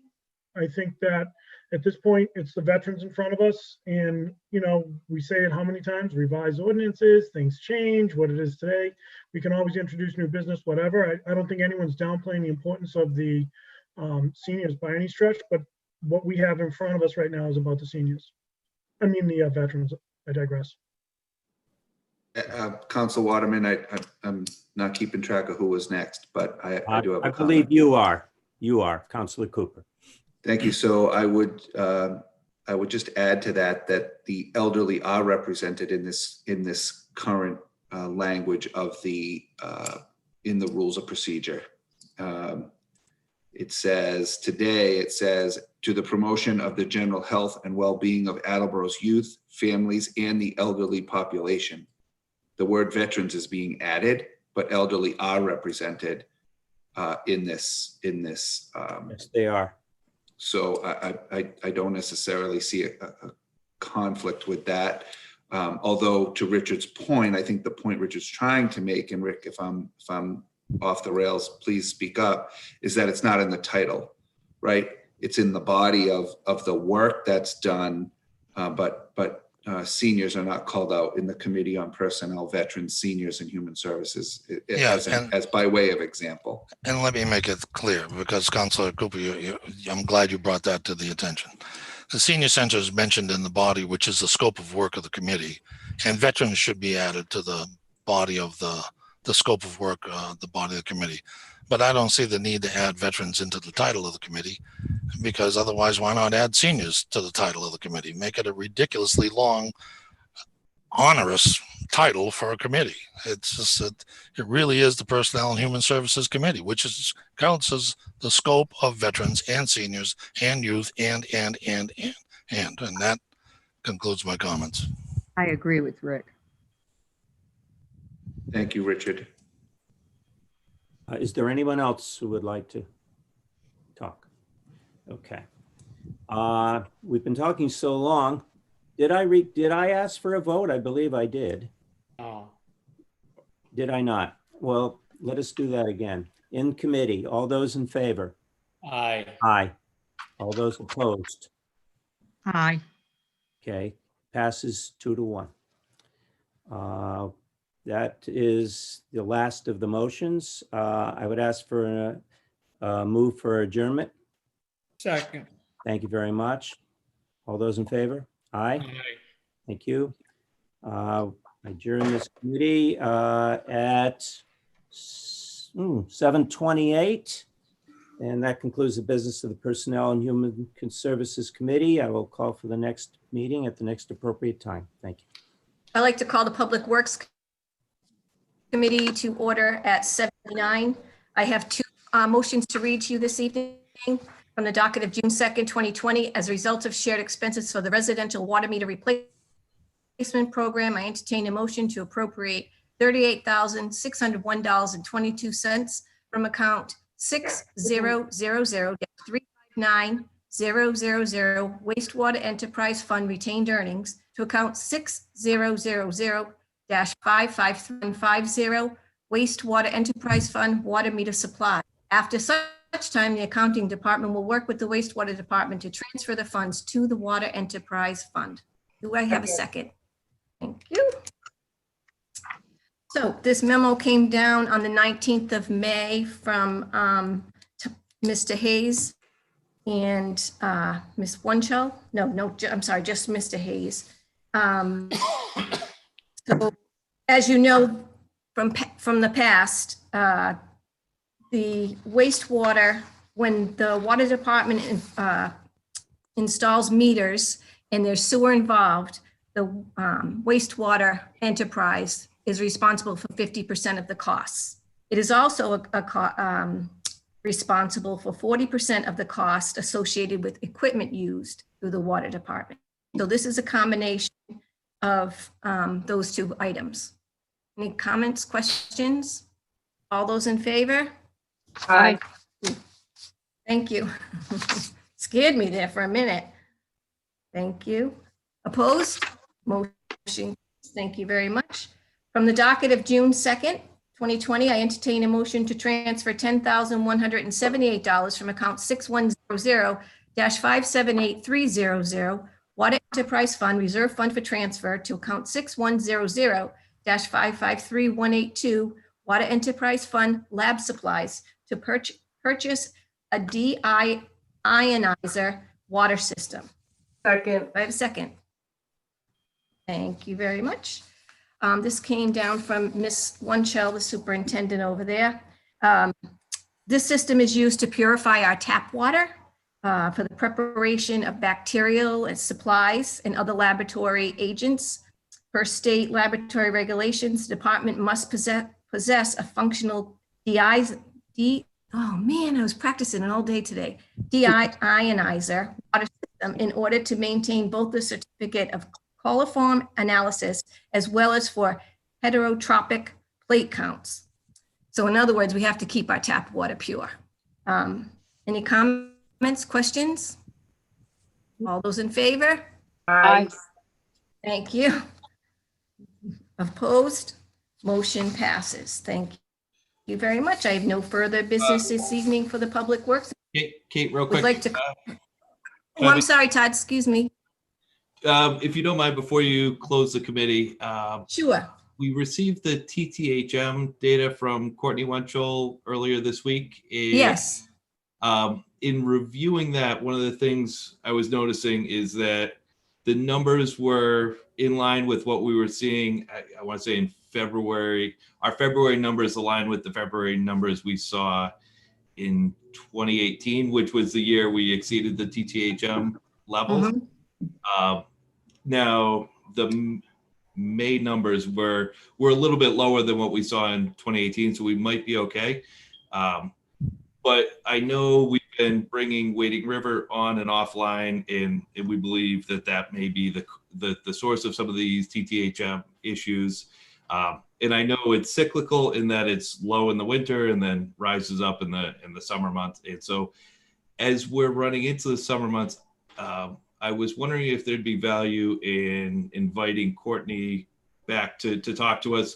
I know when she came before us in the budget committee meeting and we were talking about raising the water rates, one of the things she talked about was the need to do a study of Wading River. And I didn't put two and two together at that time all that well.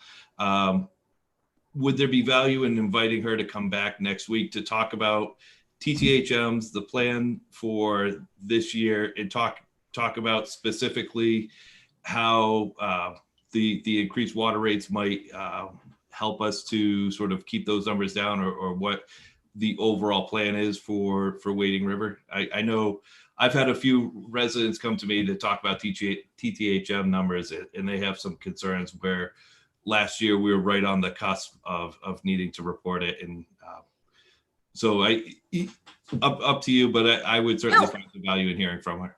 I would be more than happy to invite her. If anybody, I'd be more than happy to. I'll see if she's available next week or the following week after that. I'll be more than Okay, happy later on to. tonight, I'll send you an email summarizing what I said, and you can just forward it along. Okay, thank you very much. Thank you, Kate. You muted, Kate. Shoot. Darn it. I'm going to call the public to adjourn at 7:35. Second. Thank you. All those in favor? Aye. Opposed? Motion carries. Thank you. We are adjourned.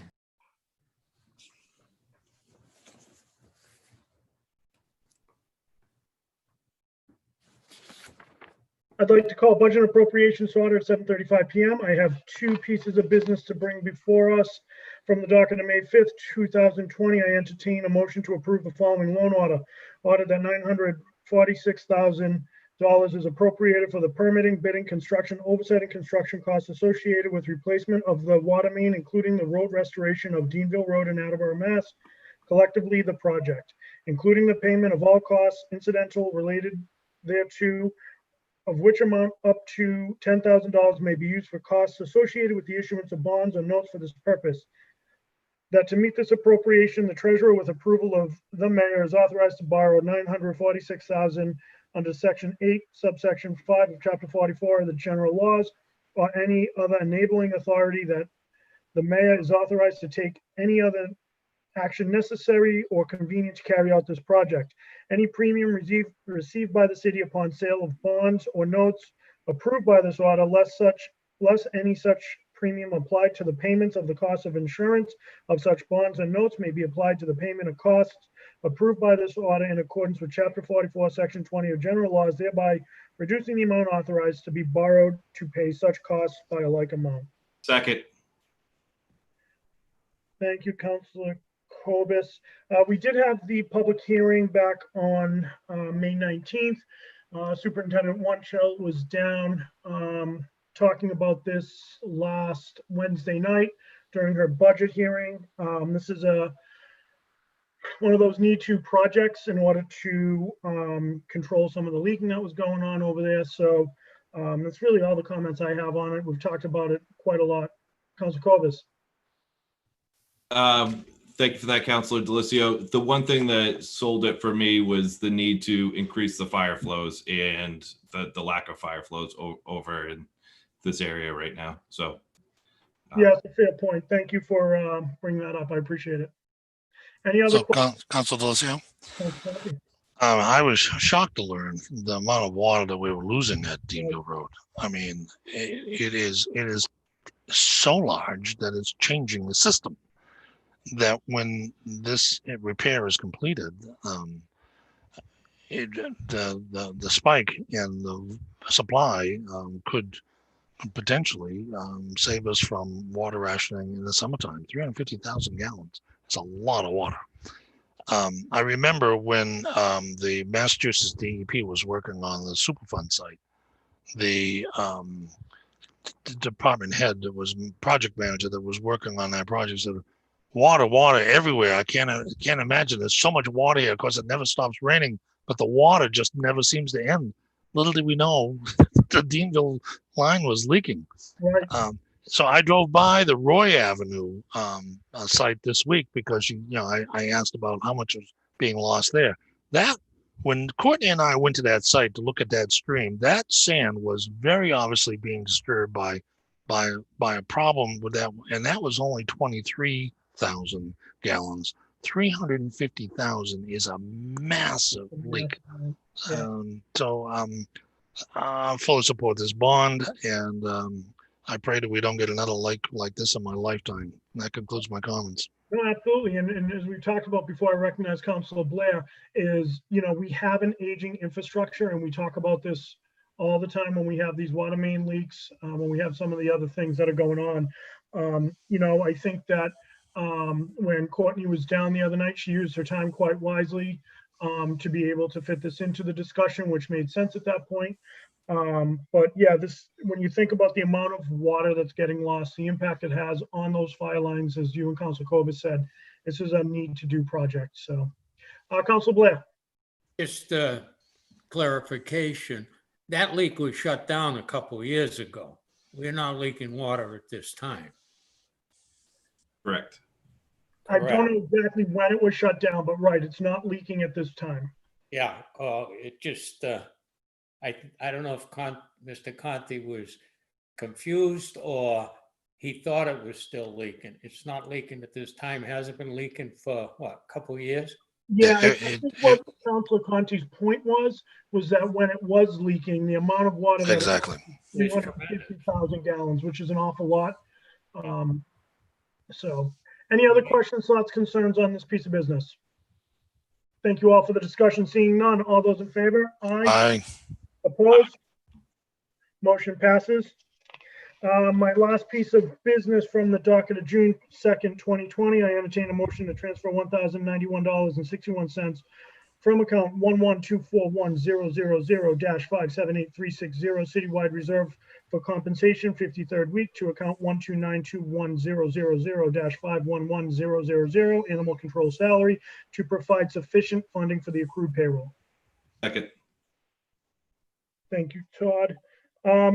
As we've been doing the last couple of weeks, this is for the 53rd payroll, 53rd week. One thing I will say, looking at the budget this year, it looks as though it's budgeted a little bit more. So I really don't have much more on that. Any other questions, thoughts, concerns? Seeing none, all those in favor? Aye. Aye. Motion passes. Before I adjourn, just want to remind everyone that tomorrow night we will be having another budget hearing. We'll be having general government. We'll be having Derek Corsi come down, in the health department will be coming down as well. So that meeting's going to start at 6, June 4th, which is Thursday night. We're going to have another meeting June 10th. We're going to have another committee meeting. So, you know, let me see, the 16th, we're planning on voting the budget and the message. So if that timeline changes, we'll definitely let you know. I think that as this gets closer, we might be calling for a couple more. But thank you, everyone, for your discussion over the budget so far this season. It's a challenging budget to keep talking about, with it being a bridge. So, you know, we'll continue to scrutinize over it. Some of you have sent me questions. I appreciate that. Keep sending the questions. I'll get them incorporated. I did ask Deb if Thursday night we can talk about the revolving funds. So she'll be coming prepared to talk about the revolving funds, as that's critical, especially with the zoo, which we'll talk a little bit about tomorrow. Todd. And the one thing I'd like to add is through Virginia, I sent out a summary of the budget with graphs that look something like this. Everybody should have received that. If anybody has questions on any of that, feel free to reach out to me independently. I certainly appreciate the work you do on there. Your analysis was spot on last year, so thank you. All right. I just have one additional before you adjourn. Sure, Mr. President Delisio, Yep. Would you bring before your committee a motion to vote to have a public hearing relative to the $300,000 for the police cars? Oh, yes. Yep. Sorry, I missed that. From the docket of June 2nd, 2020, the mayor respectfully requests your honorable body to approve the following loan order. Oh, you don't need to just call for the public hearing, Jay. That's where I was going, my friend. Okay. I would like to call for a public hearing, but Mark, I didn't have the date for the public hearing. So what I'm thinking is we call for a special meeting on the 23rd for this purpose, because the 16th is going to be the budget hearing, and something is going to be assigned to zoning and land use. Item number 10 in the mayor's communication tonight would also have a public hearing that night, and I think it will just be too long. So Virginia will call for and post the special meeting on 6/23, and this can be on that date. Okay, so if that's agreeable. It's agreeable to me. So that being said, from the docket of June 2nd, 2020, I'd like to call for a public hearing for $357,000 be appropriate for the cost of purchasing and equipping police departmental vehicles. Second. Any additional thoughts, discussions? All those in favor? Aye. Motion passes. And at this time, I'd like to call for an adjournment at 7:44. All those in favor? Aye. and we adjourned at 7:44. Thank you. Call the Zoning and Land Use Committee to order at 7:45.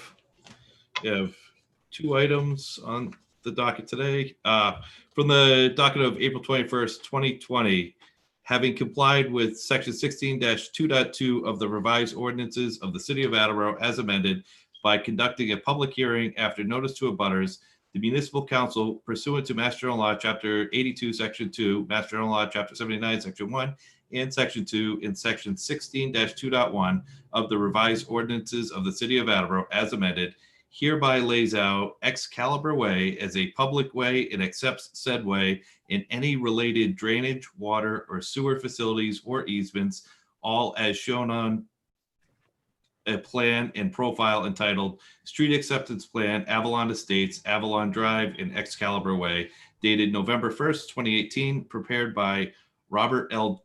Davis, RPE, which plan and profile have been deemed satisfactory to the Superintendent of Public Works as part of such layout and acceptance. The Municipal Council hereby also adopts the following order of taking. The Municipal Council of the City of Attleboro, Massachusetts, under authority of Mass General Law, Chapter 79, Section 14, and Section 16, hereby adopt an order of taking and take by eminent domain on behalf of the city the interests in real estate described in Exhibit A attached hereto. The purpose of this order of taking is to create a public way with appurtenant public utilities, included in the taking are any trees or structures which may stand upon the land taken. No damages are to be awarded for this taking. Betterments are not to be assessed. The supposed owners of the premises taken by this order are set forth on Exhibit B attached here too. Second. Motion's in order. So this is the first of two. We're looking at Excalibur Way, which is this one, and Avalon Drive, which is the next one. And so we had held off on these ones with some questions regarding the circle and how that works. I reached out to Stephanie Davies about this, and I'd like to read her response real quick here. She mentions the subdivision was reviewed and approved by the planning board over a very lengthy process that involves the input of Public Works and the fire department, among many others. The subdivision was constructed per the approved plans and all bond funds have been released. At this time, we are merely seeking street acceptance by the city council so that the city will be eligible for Chapter 90 funds. So I don't know that there's much else we can do where the funds have been released at this point. So, and I do think it's important that we approve these so we can receive the Chapter 90 funds associated with that. So I think everything's in order. We had the public hearing and nobody spoke against it. So with that said, any other questions? I saw President Cooper first. Actually, you know what? I don't think I'll say. I'll relinquish at this time. All right, Councilor Dolan. Why were the funds released already? I didn't ask. Because that's what we do. Yep. That's the pro. I thought we released the funds after acceptance.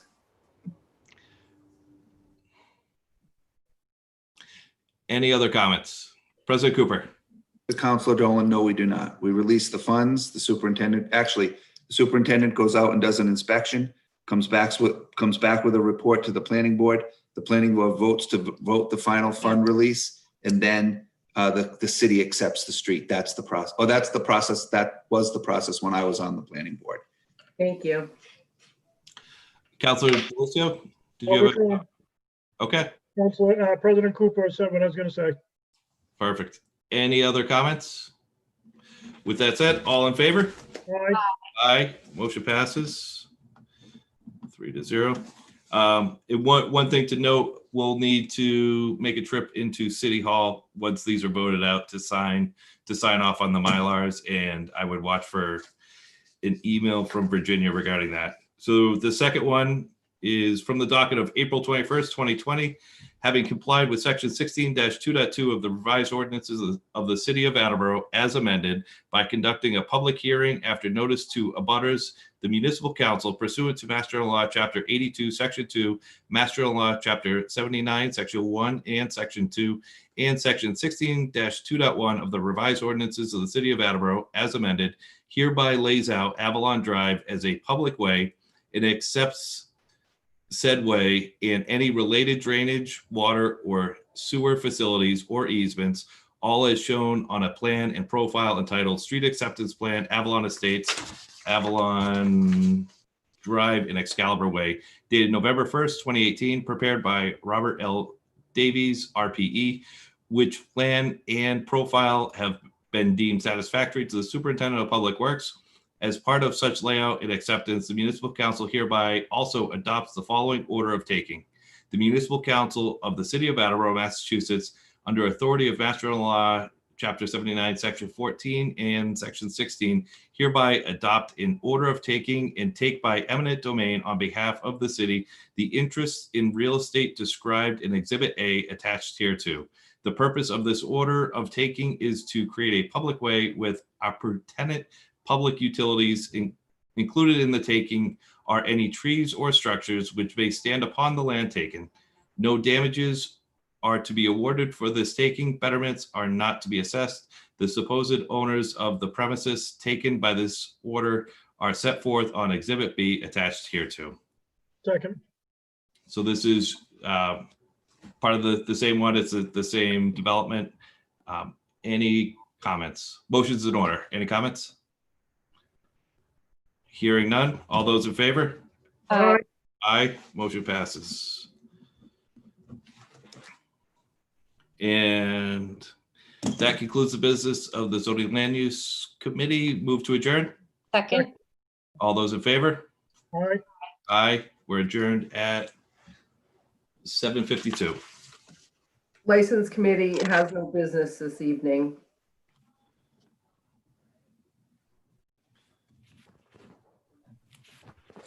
Is Sarah next? Property and Claims has no business this evening.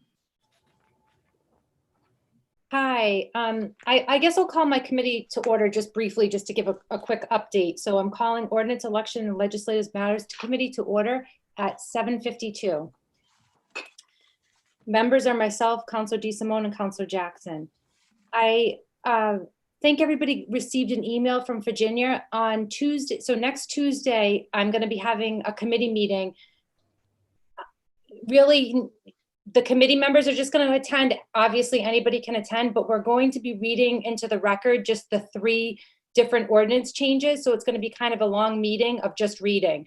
I won't be calling a motion forward. It's just reading into the record, and we won't be having a discussion. So we're saving the discussion for after, so the full council can kind of also hear that. Does anyone have any questions about that? It's about 50 pages. So just going to kind of try to read it into the record at that point. Any comments? Okay. Yeah, that was what was suggested from President Cooper in Virginia, and I think that kind of makes sense to just do it that way. Instead of reading it right now, it would make the meeting quite long. So I will, if none of my committee members have any comments, I'll call for. Oh, go ahead, Councilor Jackson. Thank you very much, Councilor Holmes. So you might, I'm just going to make a suggestion, have us committee members take turns reading, the 3 of us. Yeah. Yeah, that, because I'd be happy to, I'm sure, yeah. So thank you. I'll be more than happy to.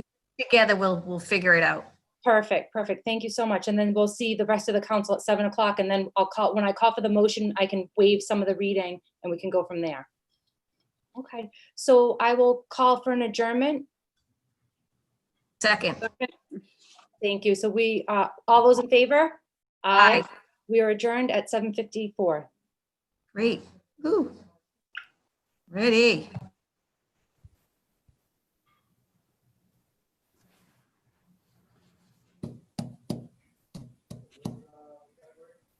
Need to get back to mayor's communication.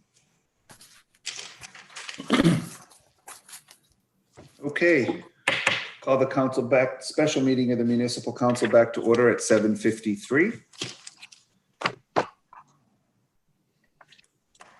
Mr. Withers, would you kindly read the mayor's communication? I will. June 2nd, 2020. Dear municipal councilors, on October 18th, 2020, the municipal council voted a loan order in the amount of $6,900,000 relating to the renovations at the Attleboro Public Library. An additional need was identified for the modernization of the elevator after the vote took place. Due to this identified need, it is necessary to amend the approved loan order to expand the scope of the authorization to include the elevator language. Therefore, I respectfully request your honorable body to approve the following amended loan order.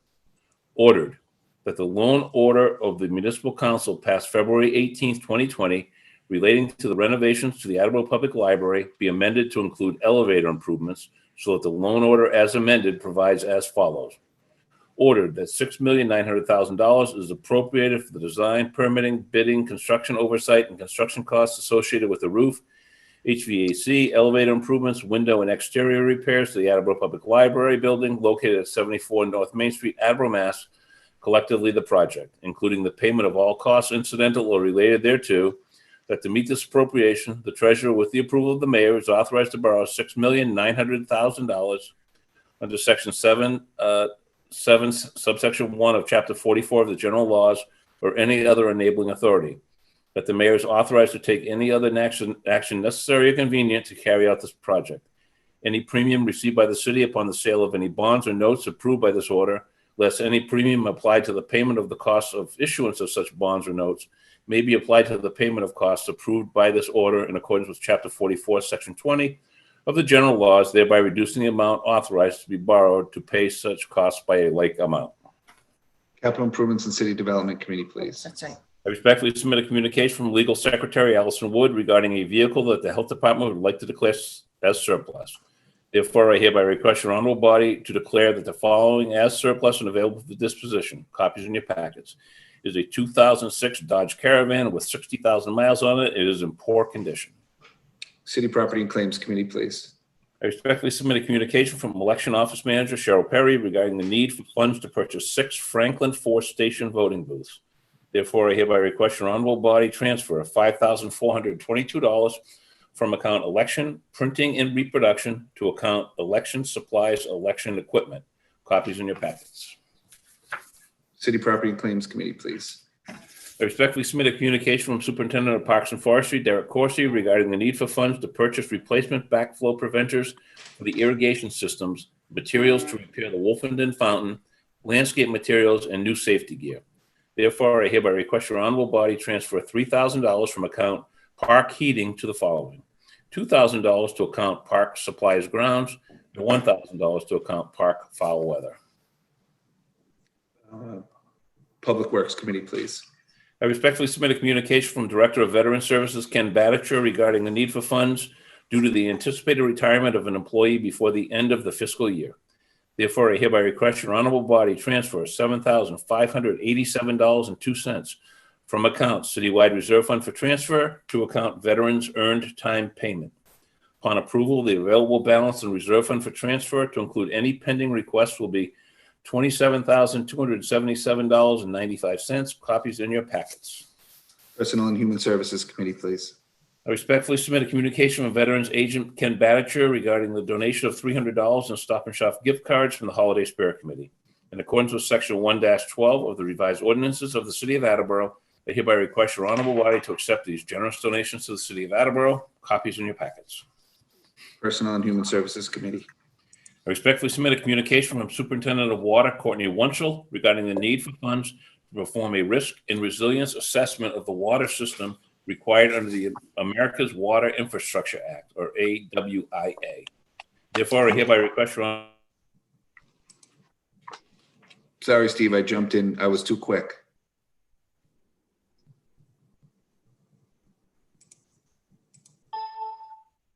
He had a good run tonight. Are we dead? No, you're okay. Keep going. Therefore, I think that's where you were. I read it. I guess I blacked out. Therefore, I hereby request your honorable body transfer $29,600 from account Water Enterprise Fund Chemicals to account Water Enterprise Fund Engineering Services. Copies in your packets. Public Works Committee, please. I respectfully submit for confirmation by your honorable body the following reappointments for the positions and for the terms indicated. Thomas Lee for the Conservation Commission for 3 years, term to expire February 2023. Alexandra Sawyer, Youth Commission, 3 years, expire February 2023. And Catherine Merkel, Zoning Board of Appeals, 3 years, expires February 2023. Personnel and Human Services, please.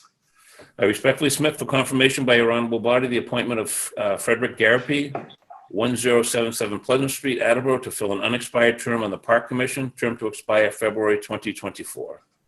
Personnel and Human Services Committee, please. I respectfully submit a communication from Economic Development Director Catherine Furick regarding the designation of a housing development zone pursuant to Mass General Law, Chapter 44V, subsection 2, and 760 CMR 66.04, and the adoption of the Housing Development Zone Plan, meeting the requirements of 760 CMR 66.042. The Massachusetts Housing Development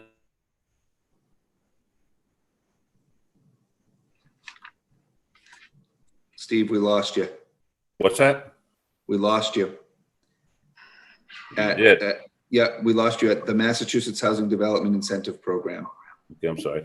The Massachusetts Housing Development Incentive Program allows for a state tax credit and a partial local abatement on new growth from the development of market rate multifamily housing units. The Economic Development Incentive Board would review and negotiate any local incentive provided under this program. Therefore, I hereby request your honorable body to approve the designation of the Downtown Attleboro Housing Development Zone and Housing Development Zone Plan. Additionally, I hereby request your honorable body to hold a public hearing on June 16th, 2020, meeting the requirements of 760 CMR 66.032. Zoning and Land Use Committee, please. Council Cobus, would you like to call for a public hearing on June 16th, 2020? Yes, I would. Thank you. Thank you. A roll call vote is required. Yes, a roll call vote is required for the public hearing, and we'll begin with Councilor Blair. Mr. Blair.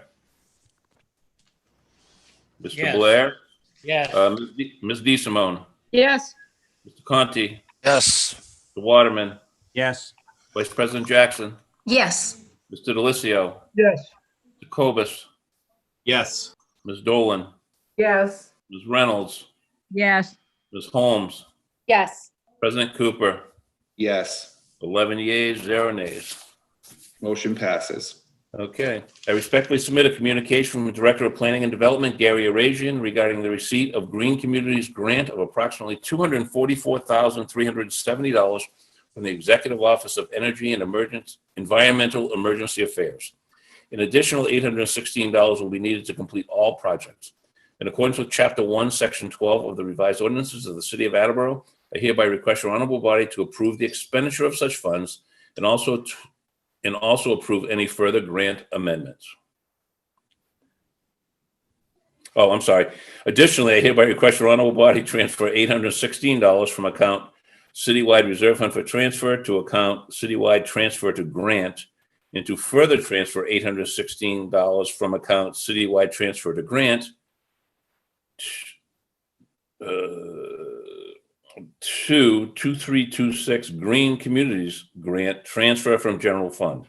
Upon approval, the available balance in reserve fund for transfer to include any pending requests will be $26,461.95. Copies in your packets. Thank you. Zoning and Land Use Committee, please. Sincerely, Paul Haro, Mayor. Thank you. Would you kindly read the additional communication this evening? I will. We have another communication. It was a letter from Joseph Caponegro of Pike Avenue regarding the water and wastewater proposed fee increases, and a state law about city charges must be directly proportional for the services rendered. Thank you. Ordinances, Elections, and Legislative Matters Committee, please. And before the meeting, she also emailed me one from Timothy Caponegro for concerning the water fee increases. Yes, and that will also go to Ordinances, Elections, and Legislative Matters. And that is all. Thank you. And we can move to committee reports as soon as I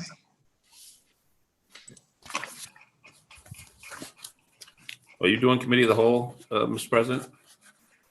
Oh, is there anybody on the line? I don't. Or is that? I don't Yeah. see anybody. We suspended the rules, so I don't have to, and seeing there's no one on the line, I'm not going to. Yep. So with that, we'll move to committee reports, and Councilor Blair, you're up first. Thank you, President Cooper. From the docket of June 2nd, 2020, I move to approve the expenditure of the Public Safety Answering Point Support and Incentive Grant of approximately $165,733 received by the Attleboro Police Department for FY 2021, and approve any further grant amendment. There is no match required by the city. Second. Thank you. Any additional questions or comments, Councilor Blair? We talked about it an hour and a half or so ago, maybe 2 hours. And it's a grant we get every year, and it's well used by the police department to help pay for 911 services in our dispatches. Okay, any additional questions or comments? Seeing none, a roll call vote is required, and we'll begin with Councilor Holmes. Yep. Ms. Holmes, Yes. Ms. Reynolds, Yes. Ms. Dolan, Yes. Cobus, Yes. Delicio, Yes. Vice President Jackson, Yes. the Waterman, Yes. Conti, Yes. DeSimone, Yes. Blair, Yes. President Cooper. President Cooper. You lost them, imagine that. You're muted. Oh, I'm here. Sorry. Yes. 11 yeas, 0 nays. Thank you. Motion passes. Thank you. I have no other business this evening, but we to have a committee meeting next week at the appropriate time. Great. Thank you, Councilor. God, I gotta remember who's next. Transportation and Traffic has no motions this evening, President Cooper. We would ask for a meeting at the next available or appropriate time. Thank you. Councilor Waterman, I think, is next. No, Councilor Conti.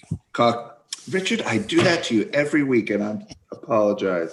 I should probably just write it out. Thank you. That's okay. I'm much like you. I won't let you forget me.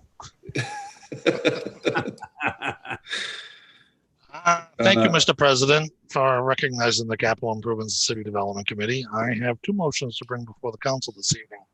From the docket of June 2nd, 2020, I move to transfer $187.61 from the fund Nickerson Park upgrade other financing uses to the general fund other financing sources as the project is complete and those funds were unexpended. Second. Thank you. Motion's in order. Any additional comments, Councilor Conti? Now, this is just money that's left over from the project, and we're happy to return it to the general fund. Great. Any additional questions or comments? Hearing none, a roll call vote is required, and we'll begin with Councilor Blair. Mr. Blair, Yes. Ms. DeSimone, Yes. Mr. Conti, Yes. Mr. Waterman, Yes. Vice President Jackson, Yes. Mr. Delicio, Yes. Mr. Cobus, Yes. Ms. Dolan, Yes. Ms. Reynolds, Yes. Ms. Holmes, Yes. President Cooper. Yes. 11 yeas, 0 nays. Thank you. Motion passes. Thank you, Mr. President. From the docket of June 2nd, 2020, I move to transfer $18,576 from the Citywide Reserve Fund for Capital to the Cape Run Park Zoo roofs to repair the roof and fascia boards at the zoo treatment facility. Second. Second. Whoops. Thank you. Motion's in order. Any additional comments, Councilor Conti? Yes, Mr. President, I would encourage my councilors to support this measure as the repair to roofs is critical for the integrity of the building, to the contents of the building, to the sterility of the building, to the function of the building. And the roof has been leaking for, to my knowledge, for at least 3 years, enough to rot the fascia boards. So It's been direly needed. I was hoping that we would get this done. My whole committee was hoping that we would get this done last year. However, the inability of being able to secure contractors to make a bid on the project caused a delay. And I'm pleased to see it's here this evening, and that concludes my comments. Thank you. Any additional questions or comments from the council? Seeing none, a roll call vote is required, and we'll begin with Council Holmes. Ms. Holmes, Yes. Ms. Reynolds, Yes. Ms. Dolan, Yes. Mr. Cobus, Yes. Mr. Delicio, Yes. Vice President Jackson, Yes. Mr. Waterman, Yes. Mr. Conti, Yes. Ms. DeSimone, Yes. Mr. Blair, Yes. President Cooper, Yes. 11 yeas, 0 nays. Thank you. Motion passes. Thank you, Mr. President. That concludes the business of the capital improvement and city development has to bring before the council this evening. We look forward to our committee meeting at the next appropriate time. Great. Thank you. And from the- Councilor Waterman. Yes, and from the docket of May 19th, 2020, I move to confirm the nomination of Jeremy Stahl, 11 Edenfield Avenue, Watertown, Massachusetts, to fill an expired term of Director of Budget and Administration. Second. Term to expire. Term to expire February 2023. Thank you. Welcome. Did somebody second? Second. Jay did. I had Jay Delicio. Right. Okay. Councilor Waterman, any additional comments? No, I think we all got to know Jeremy this evening. I believe he's doing an excellent job and will do a very, very good job in the future. Great. Any additional questions or comments from the council? Hearing none, the roll call vote is required, and we'll begin with Councilor Blair. Mr. Blair, Yes. Ms. DeSimone, Yes. Mr. Conti, Yes. Mr. Waterman, Yes. Vice President Jackson, Yes. Mr. Delicio, Yes. Cobus, Yes. Ms. Dolan, Yes. Ms. Reynolds, Yes. Ms. Holmes, Yes. President Cooper, Yes. 11 yeas, 0 nays. Thank you. Motion passes. Thank you. And from the docket of February 4th, 2020, I move to add veterans to the title of the Committee for Personnel and Human Services with changes to the rules and procedures, Article 7 -1.6, which I don't believe I need to read that again, however. Second. I'd like to make an amendment, Council Cooper. Just a minute. So Jay Delicio seconded. First I'll recognize Councilor Waterman for any additional comments, and then Councilor Reynolds is next. No, I fully support this. I believe the veterans are a very important part of our city and should be noted as part of the committee. Thank you. Councilor Reynolds is next. So I would like to make an amendment to this so that this is how I would like to rephrase it. I move to add veterans to the body of the Committee for Personnel and Human Services with a change to the rules and procedure of Article 7-1.6 as follows. And what would happen is veterans would be added after families, veterans would be added, and then the elderly population. So that's how it would read. It would not be in the title, it would be in the body. Second. Thank you. So this is the motion as amended, and does anybody need any clarification on the amendment? I just have one question. Did you say, you said families as well?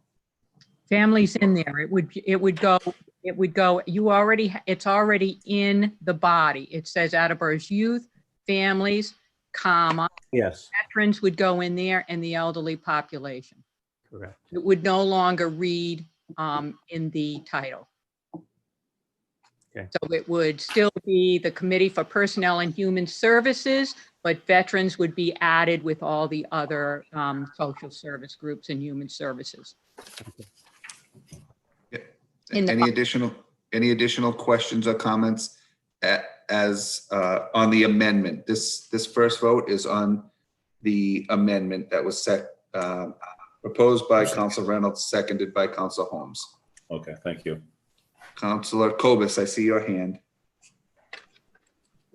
So I understand the justification for this, but I do think it's important to keep veterans in the title. I think it's important that we sort of pin this rose and give Ken a specific point of contact when reaching out to the council, and that this committee explicitly be made responsible for sort of handling all of those veterans issues. I think the other items were already covered, in my opinion, and I do think there's value in keeping veterans in the title. That concludes my comments.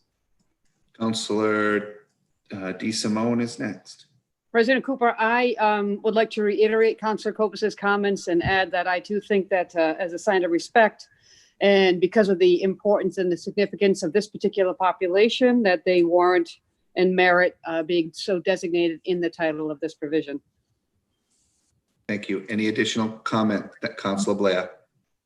I just would like to emphasize my feeling that I feel the veterans deserve more notification, recognition. I see that this is Going out all the time. committee. You can leave those open now, Greg. Maybe how much longer, you think? Not long. Okay, any additional questions or comments? Councilor Delissio. Thank you. Reiterate Councilors Cobus and DeSimone, but again, I want to drive home the point that this is something that Attleboro wouldn't be alone in. It's something that aligns us with other governmental agencies across the state and the country. Plus, it's something that is endorsed by our previous veterans agent as well as our current veterans agent. Again, it's all about streamlining the process. As Councilor Cobus said, I will be voting against the amendment. Councilor Holmes. I do support the amendment. I think that the body can indicate, it would include veterans, but I think that the title would be so long if we were to explain every single group that is supposed to be recognized. And I also feel it's concerning to me because it's more of a federal or a state committee title. We're not specifically like geared towards a veteran issue. We have a veteran agent, but I'm concerned about what that actually means. It seems to me like it's more of a federal or a state title at that level instead of a city level. So I do feel like personnel and human services should remain the same, and we should put it in the body specifically. Thank you. Councilor Dolan, did you have a comment? No. Any additional? Vice President? Yep, Councilor Reynolds. You can't see me. So I want to make it perfectly clear that I am very much in support of the veterans. It has nothing to do with my feelings about veterans who I have supported my entire life. I have tons of veterans in my own immediate family. We are talking about a title that talks about human services, an overall title about human services. And we are adding it to the Committee on Personnel and Human Services. It's something that always, I think, could have been in there. So now we're adding it. So I just firmly believe there's not a need to put it in the title because we do have a veterans agent and a veterans department. And this is Committee on Personnel and Human Services, of which the veterans are a part of. So I just go along with Diana Holmes on this one as well, and Richard Conti, who mentioned it earlier, that it belongs in the body. Any additional questions or comments? Seeing none, we will have a roll call vote on the amendment. This is not on the motion. This is on the amendment. Any questions or comments? Everybody's clear. We'll have the roll call will begin with Councilor Holmes. Ms. Holmes, Yes. Ms. Reynolds, Yes. Ms. Dolan, No. Mr. Cobus, No. Mr. Delicio, Mr. Delicio. No, You say no, I'm sorry. I said no. Okay. Vice President Jackson. Vice President Jackson. No. Oops, no. Mr. Waterman, No. Mr. Conti, Yes. Ms. DeSimone, No. Mr. Blair, No. President Cooper, Yes, 4 yeas, 7 nays. the motion as amended fails. We're back to the original motion as presented. Any additional questions or comments? Seeing none, a roll call vote is required, and we'll begin with Councilor Blair. Mr. Blair, Yes. Ms. DeSimone, Yes. Mr. Conti, No. Mr. Waterman, Yes. Vice President Jackson, Yes. Mr. Delicio, Yes, Mr. Cobus, Yes. Ms. Dolan, Yes. Ms. Reynolds, No. Ms. Holmes, No. President Cooper, Yes, 8 yeas, 3 nays. thank you. Motion passes.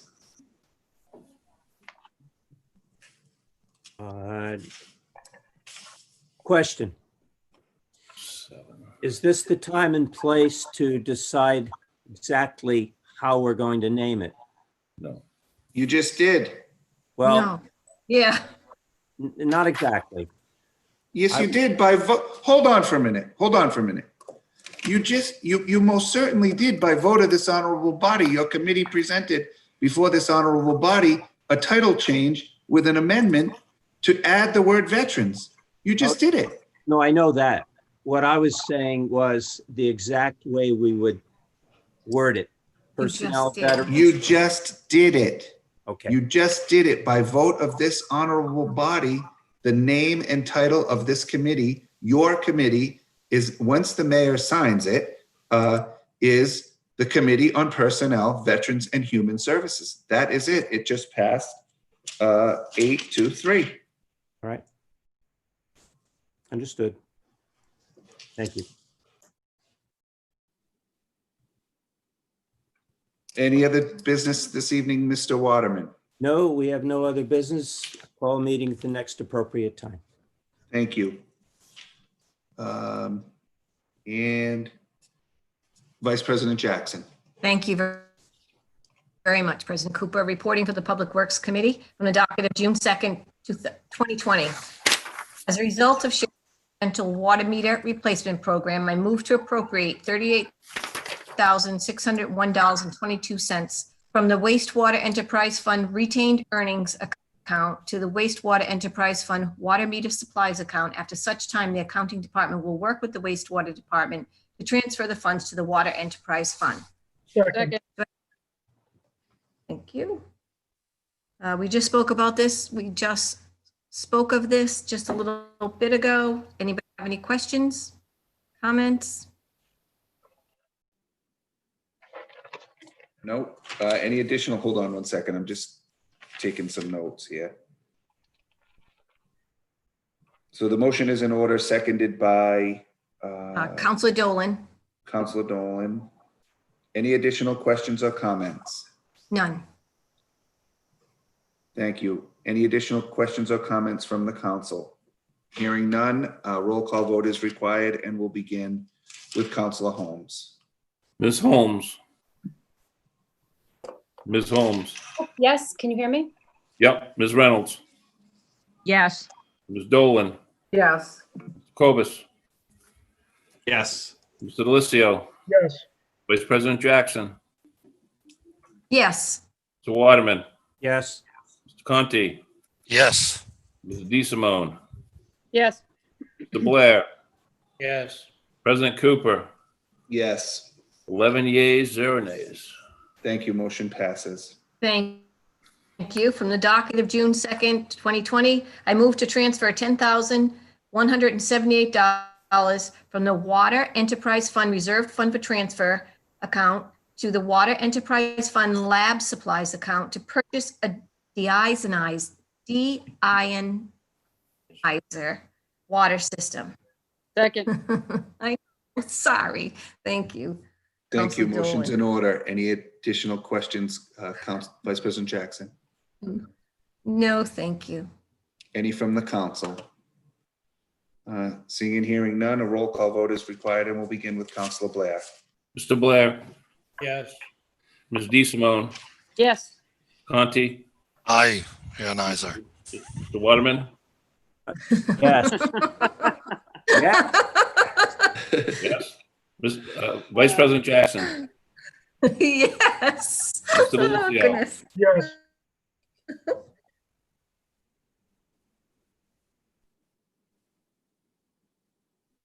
Yes. Steve, I think we lost you for a second.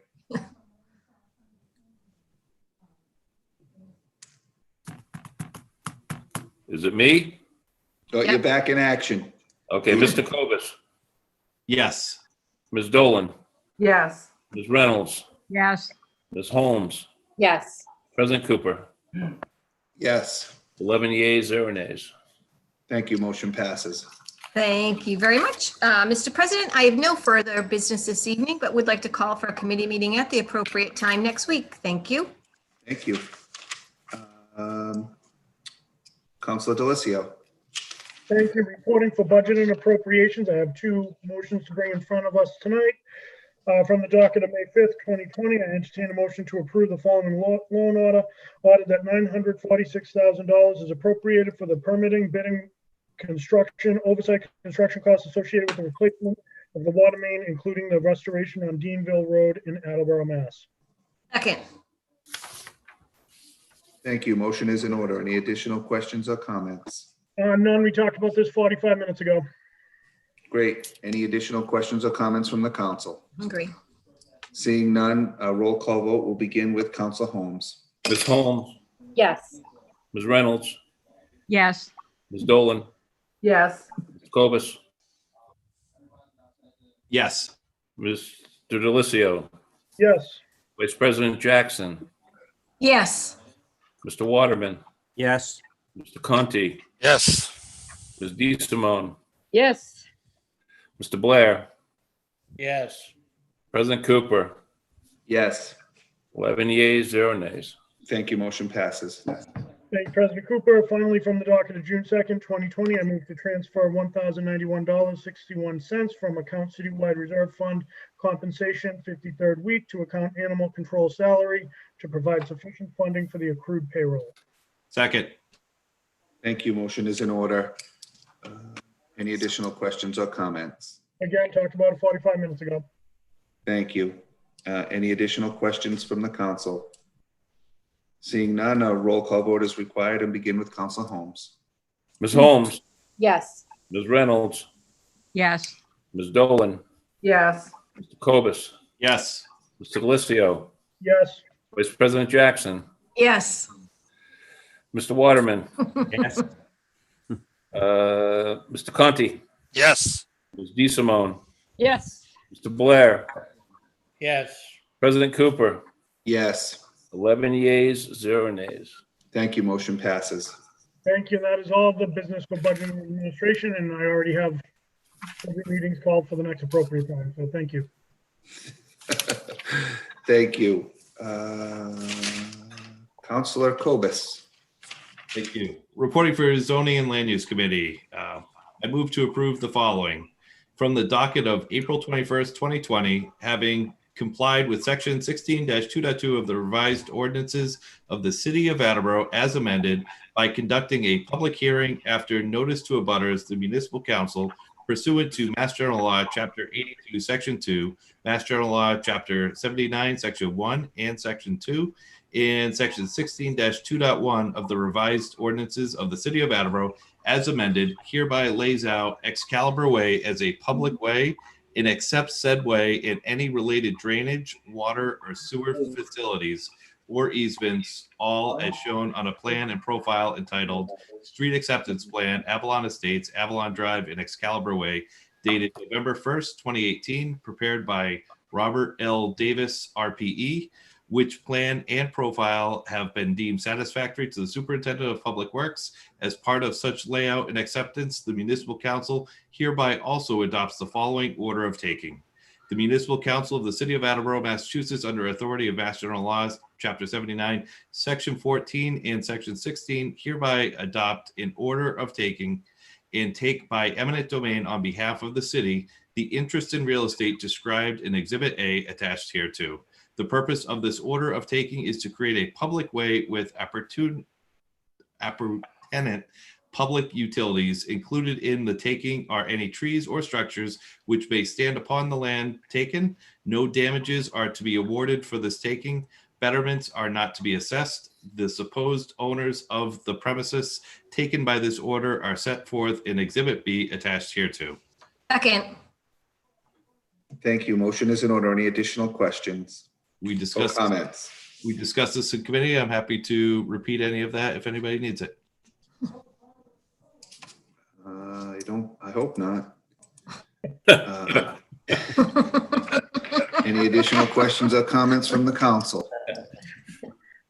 Seeing none, a roll call vote is required, and we'll begin with Councilor Holmes. No, it's Mr. Blair this time, actually. Oh, I'm sorry, Councilor Blair. Mr. Blair, Yes. Ms. DeSimone, Yes. Mr. Conti, Yes. Mr. Waterman, Yes. Vice President Jackson, Yes. Mr. Delissio, Yes. Cobus, Yes. Ms. Dolan, Yes. Ms. Reynolds, Yes. Ms. Holmes, Yes. President Cooper. No. 10 yeas, 1 nay. Thank you. Motion passes. I move to approve the following from the docket of April 21st, 2020, having complied with section 16-2.2 of the revised ordinances of the City of Attleboro as amended by conducting a public hearing after notice to abutters, the Municipal Council pursuant to Mass General Law, Chapter 82, Section 2, Mass General Law, Chapter 79, Section 1 and Section 2, and Section 16-2.1 of the revised ordinances of the City of Attleboro as amended, hereby lays out Avalon Drive as a public way. It accepts said way in any related drainage, water, or sewer facilities or easements, all as shown on a plan and profile entitled Street Acceptance Plan, Avalon Estates, Avalon Drive, and Excalibur Way, dated November 1st, 2018, prepared by Robert L. Davis, RPE, which plan and profile have been deemed satisfactory to the Superintendent of Public Works. As part of such layout and acceptance, the Municipal Council hereby also adopts the following order of taking. Second. Oops, sorry. Not yet. The Municipal Council of the City of All Attleboro, right, I withdraw. under authority of Mass General Law, Chapter 79, Section 14, and Section 16, hereby adopt an order of taking and take by eminent domain on behalf of the city the interest in real estate described in Exhibit A attached hereto. The purpose of this order of taking is to create a public way with appurtenant public utilities. Included in the taking are any trees or structures which may stand upon the land taken. No damages are to be awarded for this taking. Betterments are not to be assessed. The supposed owners of the premises taken by this order are set forth on Exhibit B attached hereto. Second. Thank you. Motion is in order. Any additional comments? Council Cobus. We spoke about this in committee. I'm happy to repeat anything we talked about before. Any additional questions or comments from the council? Okay, we'll have a roll call vote. Begin with Councilor Holmes. Ms. Holmes, Yes. Ms. Reynolds, Yes. Ms. Dolan, Yes. Cobus, Yes. Vice President Delissio, Thanks for the promotion. Yes. Vice President oh, I'm sorry. Oh, that was perfect. Perfect. That was good, Jay. But Mr. Delissio, Yes. Vice President Jackson, Vice President Jackson, Yes. Mr. Waterman, Yes. Mr. Conti, Yes. Ms. DeSimone, Yes. Mr. Blair, I did Yes. say yes. President Cooper, No, 10 yeas, 1 nay. thank you. Motion passes. That concludes the business of the Zoning and Land Use Committee, and I call for a committee meeting at the next appropriate time. Great. Who's next? Council Dolan. Licenses Committee is canceled this evening, and I look forward to a committee meeting at the next appropriate time. Thank you. Councilor Reynolds. City Property and Claims Committee is canceled this evening, and I look forward to a committee meeting at the next appropriate time. Thank you. Councilor Holmes. Thank you. No business for Ordinance, Election, and Legislative Matters Committee this evening, but we'll have a committee meeting on Tuesday at 6 o'clock. And if you want to join us, bring your reading glasses and see you then. Great. Thank you. There is no new business. There is no old business. Before we get the roll call vote to adjourn, I just want to remind everyone that next week we'll be starting at 7. There are budget meetings. Jay mentioned them on the 3rd and the 4th, starting at 6. The 16th, 6/16 is the public hearing for the budget and for the matter that was assigned to zoning and land use this evening. Both of those are happening on the 16th. Please don't forget to come in and sign the plans. And we are going to call, or have already called for a special meeting on the 23rd, but we're also going to call for a special meeting on 6/25, which is a Thursday night. And the reason for doing that is because that will still give us any time that we need to sign the vote. If it was budget related, if there was anything that needed additional follow-up, or we just needed additional time, we could do that on the 25th and still have enough time for the mayor to sign and the city auditor to get the approved budget into Munis to start the new fiscal year on the 1st. So I just wanted to give everyone that heads up that you will have a notice in your box for the 6/25 meeting. Any other questions or comments before we adjourn? Seeing none, I'd entertain a motion to adjourn. Second. Thank you. We'll have a roll call vote and begin with Councilor Blair. Mr. Blair, Yes. Ms. DeSimone, Yes. Conti, Yes. Mr. Waterman, Yes. Vice President Jackson, Yes. Mr. Delicio, Yes. Cobus, Yes. Ms. Dolan, Yes. Ms. Reynolds, Yes. Ms. Holmes, Yes. President Cooper, Yes, 11 yeas, 0 nays. thank you. Motion passes. We are adjourned at 8:36. Good night, everyone. Good night. Thank you.